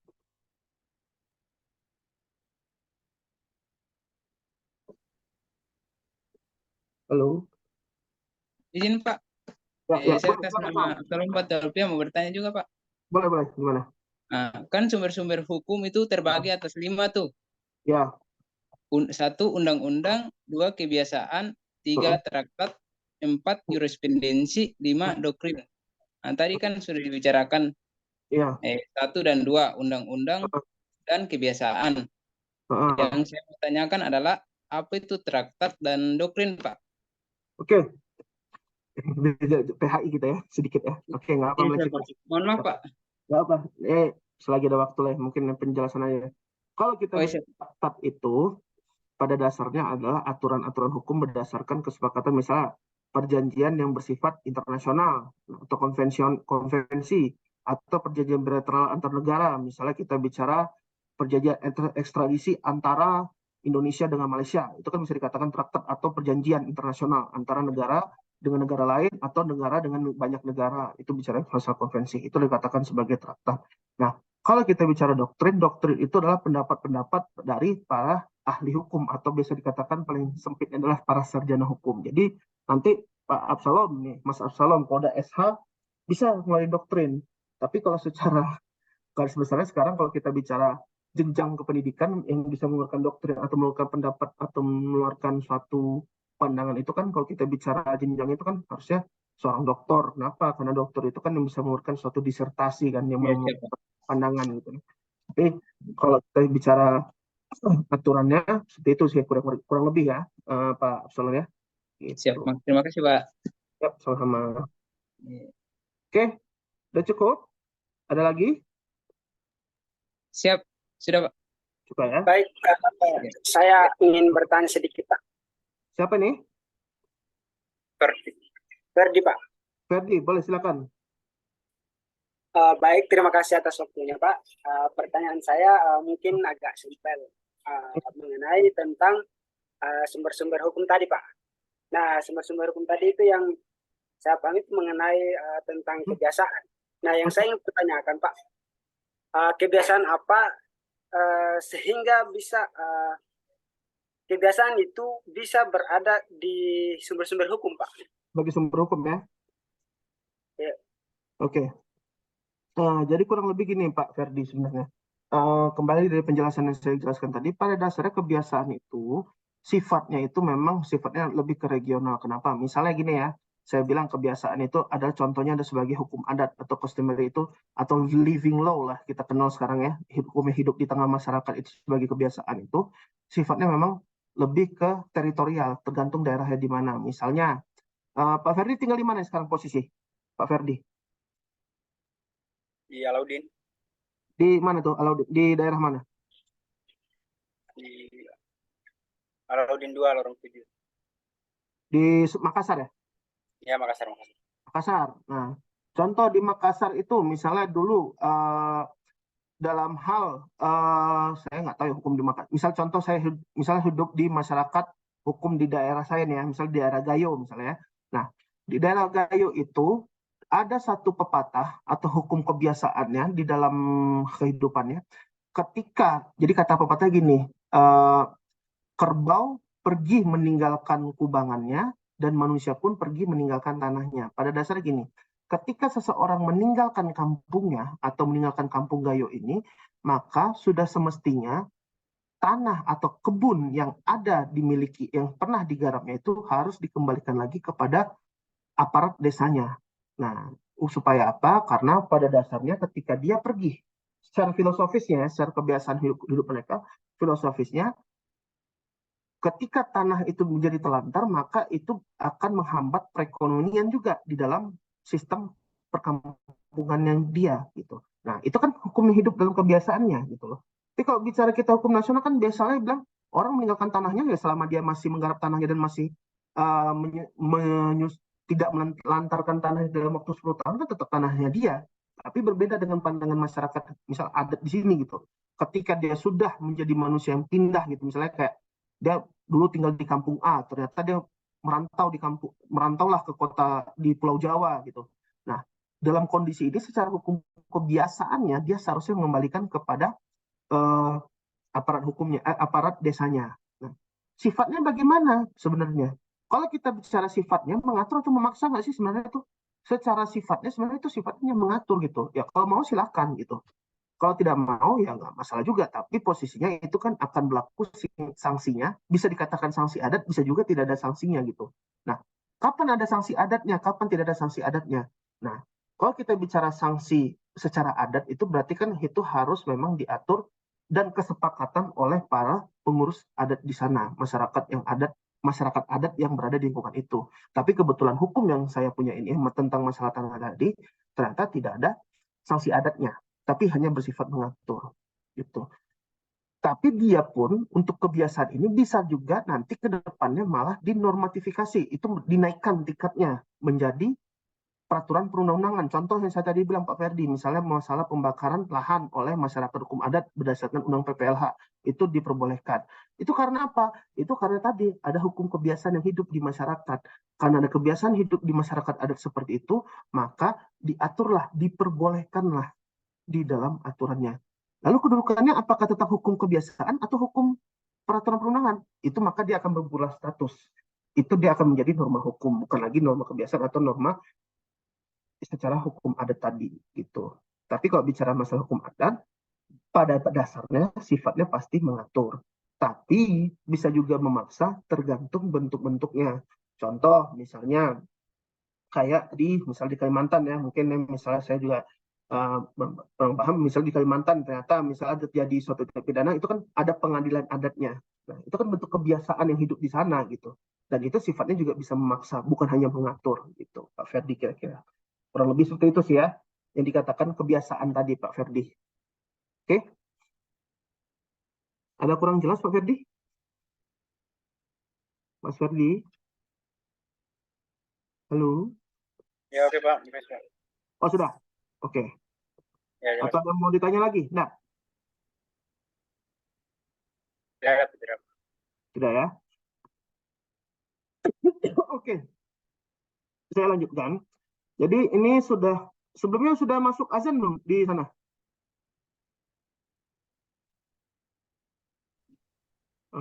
Siapa ya? Ini berarti jam 17.39 di sana. Sudah azan belum di sana? Belum, Pak. Sudah? Belum Mas Hakim. Belum, Pak. Belum. Belum ya? Belum Pak, masih selawat Pak, masih selawat. Oh, masih salawat ya, masih aman ya. Oke. Ya udah. Ini jadi tadi sesuai dengan janji saya. Di sini silakan rekan-rekan sekalian saya buka ya nih. Bentar. Mana gitu ya.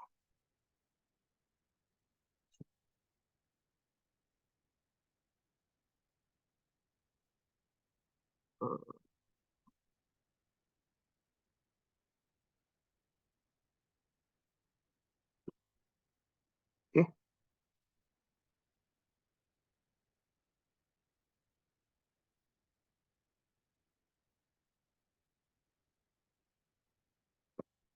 Terlihat nggak di ini saudara-saudara tentang soalnya? Di Terlihat, Pak. Terlihat ya. Oke. Jadi ini saya membuat ini saya cuman sedikit saya bikin kasus posisinya. Di sini rekan-rekan saudara kalian, saya minta nanti kita boleh semuanya bikin aja dulu metodenya. Silakan di kertas, dicoret-coret, boleh silakan di kertas, boleh diketik, nanti boleh di share screen. Silakan terserah, tapi lebih bagus seperti itu nanti di share screen dari hasil analisisnya dengan metode IREC ya. Ini karena kita sudah mempelajari tadi sedikit tentang metode IREC. Yang pertama kita harus memilah isunya atau fakta hukumnya, terus regulasi hukumnya apa, terus analisis kalian bagaimana, terus kesimpulannya apa? Kesimpulan yang bisa ditarik, misalnya ternyata dia, ini karena ini kalau nggak salah kasusnya sedikit tentang pidana nih kan, berarti ntar kesimpulan yang kalian tarik, misalnya ternyata dia bersalah melakukan tindak pidana ini, atau ternyata dia bebas harusnya, atau ternyata dia lepas dari tindak pidana ini. Jadi nanti silakan dibikin. Ini ada beberapa soal ya, ada beberapa soal nih saya bikin. Oke, nih baca ya. Yang pertama, gunakan metode IREC untuk menentukan tindak pidana apa yang tepat dijatuhkan kepada si Andri. Ini ada dua orang, ada Andri dan si Muhsin namanya ya. Ini fiktif ya kasusnya, bukan betul, tapi saya buat sedemikian rupa biar rekan-rekan bisa menelaah ya kira-kira apa. Terus berdasarkan fakta di atas, apakah seluruh fakta tersebut bisa disebut sebagai isu? Oke, jadi fakta-fakta ini isu nggak semuanya? Atau isu itu fakta hukum ya, saya bilang ya tadi saya jelaskan. Jadi ada fact, ada isu. Nah, fact itu fakta keseluruhan yang secara kita susun. Isu itu adalah fakta yang telah kita pilih yang bisa dikatakan fakta yang berhubungan dengan hukumnya. Apa bisa dikatakan sebagai isu? Lalu aturan hukum apa aja sih yang bisa kita mungkinkan dikenakan terhadap saudara Andri? Oke, jadi ini tadi tindak pidananya, berarti ini kita bisa saya tanyakan konklusinya. Terus yang bawah yang huruf B itu atau yang kedua ini, poin kedua ini adalah apakah isu-isunya yang dikatakan sebagai isu itu apa aja? Apakah dari sini bisa dikatakan sebagai isu atau tidak? Dan yang terakhir itu adalah aturan hukum apa yang digunakan. Oke? Jadi ada ini walaupun memang sifatnya kebalik ya pertanyaannya. Jadi ini ada C-nya, di sini gunakan metode IREC, berarti kan konklusinya. Saya tanyakan di sini apa? Yang poin pertama. Poin kedua ini saya bertanya tentang isunya, I-nya. Dan poin ketiganya saya tanyakan tentang regulasi yang digunakan. Oke? Yang poin pertama saya tanyakan tentang konklusi beserta dengan analisis saudara. Oke? Jadi gitu ya. Bisa dipahami? Halo, bisa dipahami rekan-rekan sekalian? Atau ada pertanyaan sebelum kita memberi ini nanti diskusinya? Ini sudah mau jam 5, mungkin kalau memang belum selesai, besok kita lanjutkan diskusinya. Ada pertanyaan? Boleh dimulai saja ya sekarang, dari sekarang. Ini coba saya tanya-tanya satu orang, saya kok kayak sepi sekali, tidak ada ini ya. Ini Risna Wulandari, ada nggak orang? Risna? Ada Mbak Risna? Nggak ada. Alia Rahmayanti ada orangnya? Ada juga ya. Ahmad Sayuti, ada? Ada Pak. Ada. Ada pertanyaan Pak kira-kira Pak atau dari metodologi AREC ini atau ada kebingungan atau sudah mengerti dengan tugasnya yang Ini kita analisa untuk masalah pertanyaan. masalah apa Pak? Masalah pertanyaan sementara dianalisa dulu Pak. Sebentar analisa ya. Gimana tuh?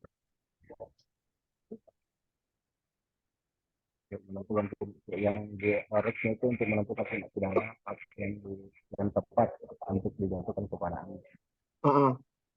Jadi di sini selain kita, berarti yang saya minta di sini adalah analisis saudara gitu. Jadi nanti silakan, tapi saudara susun aja dulu secara pisahkan dulu Pak Ahmad Sayuti. Nanti isunya apa, regulasi yang digunakan apa, analisis apa, konklusinya apa. Jadi nanti dibikin kayak kotak gitu aja Pak ya. Nah, ini biar gampang gini aja. Nih saya tambah ini dulu ya. Saya lihatin dulu. Nih kayak ini Pak. Nah, terlihat nggak nih kan? Nah, nanti di ini isunya apa aja dari yang kasus posisi yang saya serahkan tadi. Kira-kira isunya apa aja Pak Ahmad Sayuti. Kemudian regulasi. Silakan Pak, kan karena kita sudah bisa googling sekarang ya. Kira-kira kalau dari tindak pidana ini apa yang tepat? Misalnya regulasinya. Saudara menggunakan KUHP pasal berapa? Sebutkan pasalnya Pak Ahmad. Terus dari pasal tersebut bunyi pasalnya dulu, dibunyikan dulu Pak, biar kita bisa tahu kan kira-kira dari bunyi pasal ini bisa masuk nggak dari fakta atau isu yang sudah kita susun di atas tadi. Nah, ketika sudah kita susun, baru kita hubungkan atau kita analisis dari pasal yang sudah kita gunakan beserta dengan isu yang sudah kita susun tadi di atas gitu. Jadi di A-nya itu adalah analisis. Misalnya tadi kan kita bilang tadi kayak pencurian tadi, misalnya seorang terdakwa telah mengambil barang milik orang lain. Oh, ternyata bunyi pasal 362 juga seperti itu. Mengambil barang milik orang lain itu adalah tindak pidana pencurian. Berarti analisisnya apa? Berdasarkan dengan dia telah mengambil barang milik orang lain, maka si terdakwa ini sudah dapat dikatakan telah melakukan tindak pidana pencurian. Konklusinya apa? Berarti terdakwa telah melakukan tindak pidana pencurian dan bisa dinyatakan bersalah dengan ancaman pidana 4 tahun, misalnya gitu konklusinya. Gitu ya Pak ya? Pak Ahmad Sayuti ya. Oke. Oke. Lanjut nih. Yang lain. Ini ada nggak? Pentikala ada? Pentikala?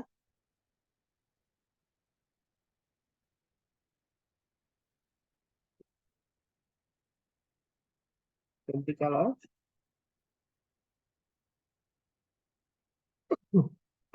Nggak ada ya?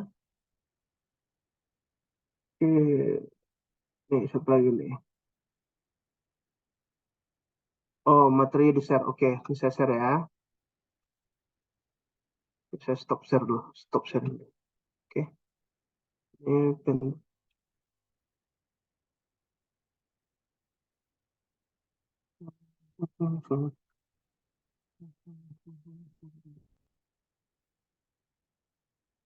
nanti boleh ketika kelas berikutnya kita bahas lagi sedemikian rupa. Nanti saya juga bikin ini juga tabel buatan saya sendiri. Nanti boleh kita bahas sama-sama. Tapi sekarang mungkin cukup kan ini 15 menit ya. Cukup lah ya, insya Allah 15 menit. Silakan untuk gambaran kasar aja. Tapi kalau memang nanti nggak ada yang sudah selesai, ya udah kita tunda aja minggu depan. Oke, sekalian mungkin materinya akan saya bahas untuk besok berikutnya itu tentang masalah penemuan hukum kalau nggak salah ya, penemuan hukum. Ya Bu, dosen ya kalau nggak salah Bu ya. Kalau ikut dari apa? Iya, kan sesuai ini yang dipilih saja sama artis yang disesuaikan dengan materi. Jadi ada materi-materi yang misalnya kami tidak terbackup sama PM3 ini, bisa saja kami lanjutkan di kelas sendiri. Bu, siap Bu, masih. Oke, mungkin nanti saya izin Bu, mungkin pengen membahas tentang masalah penemuan hukum ya, terkait penemuan hukum karena memang hubungannya sangat relevan juga dengan tugasnya. Oke, nanti mungkin akan membahas tentang penemuan hukum, terutama juga masalah interpretasi hukum ya. Itu sangat penting sebenarnya kalau kita bicara masalah membuat suatu dokumen hukum juga pasti seperti itu. Oke, materi sudah saya share. Ini tadi, oke, saya mau tanya lagi nih orang yang mana lagi nih? Opunur Alim, ada nggak Opunur? Opunur Alim?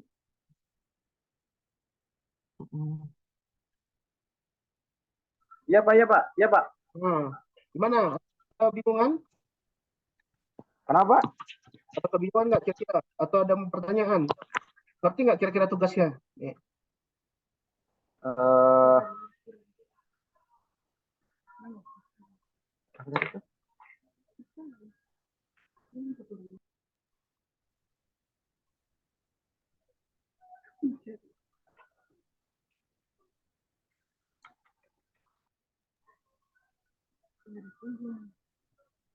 Mana Pak Gubernur? Gubernur. Ayo, ada pertanyaan? Aman? Ngerti nggak?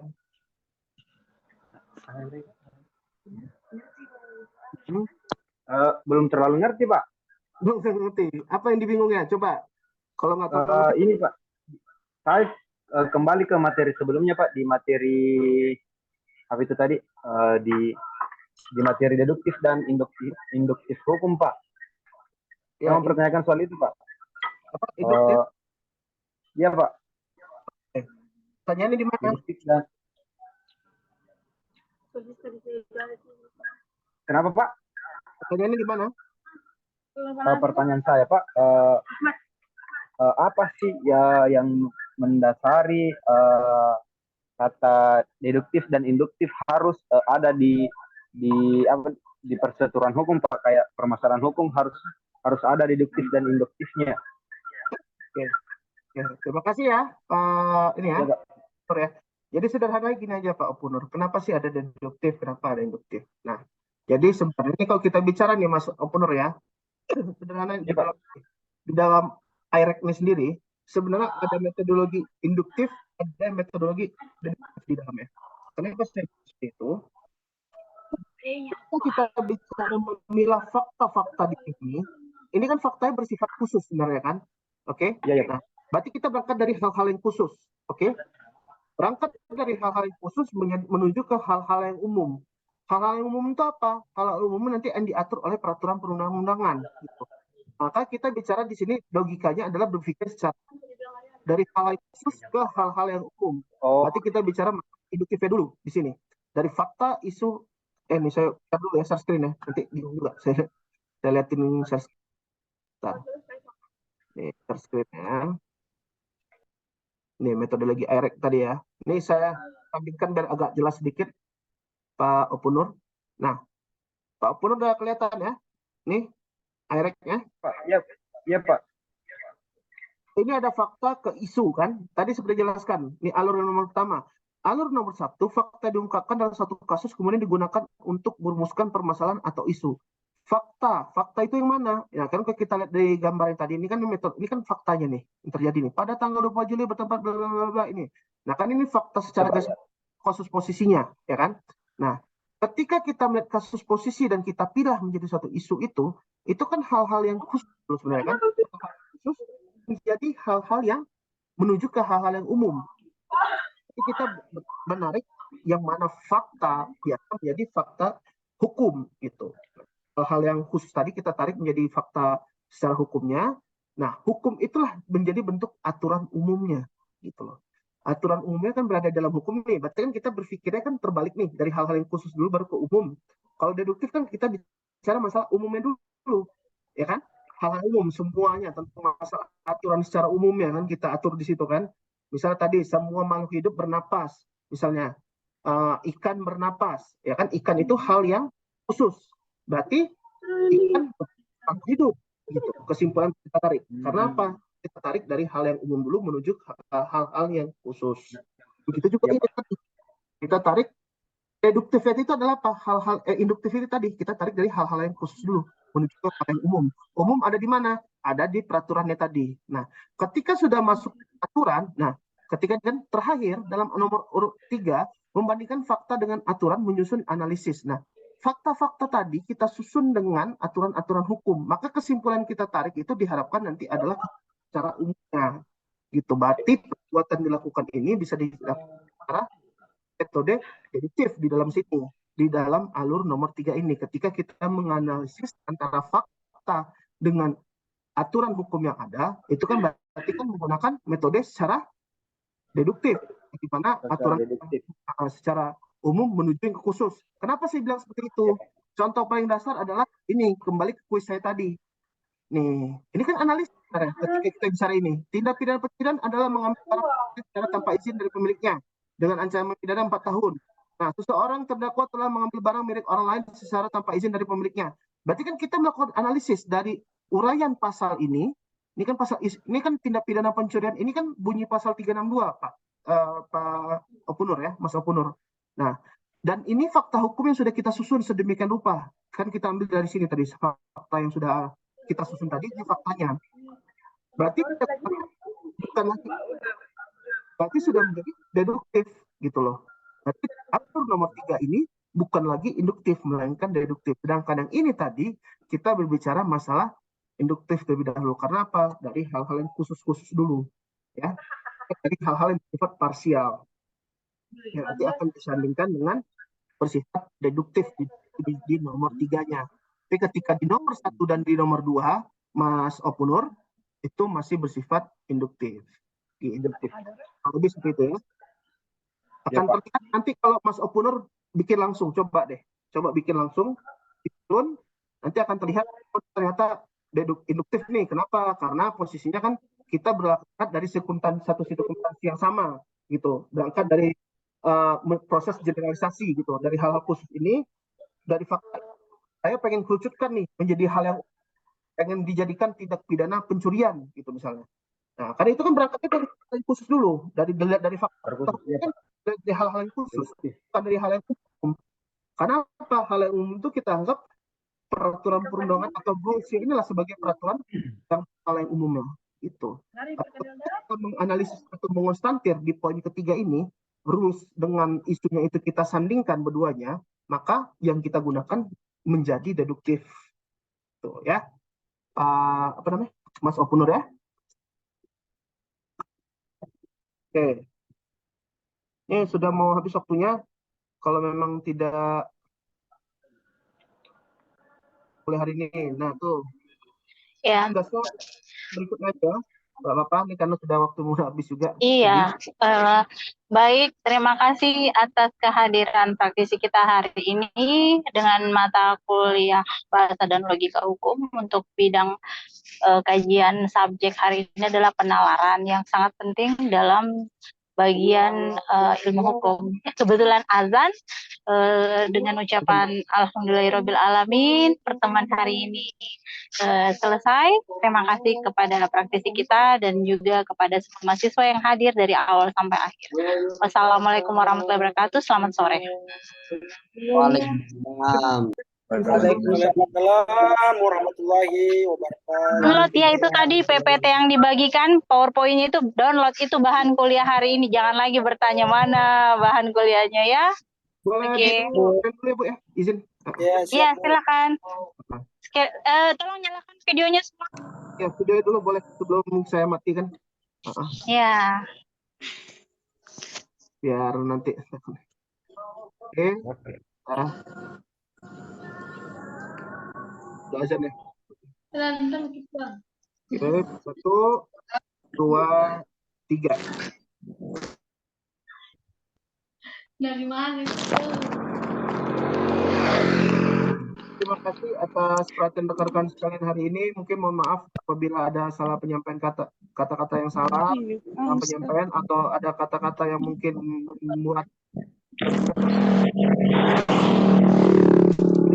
Assalamualaikum warahmatullahi wabarakatuh. Terima kasih. Assalamualaikum warahmatullahi wabarakatuh. Terima kasih kepada praktisi kita dan terima kasih kepada Kurnia untuk linknya.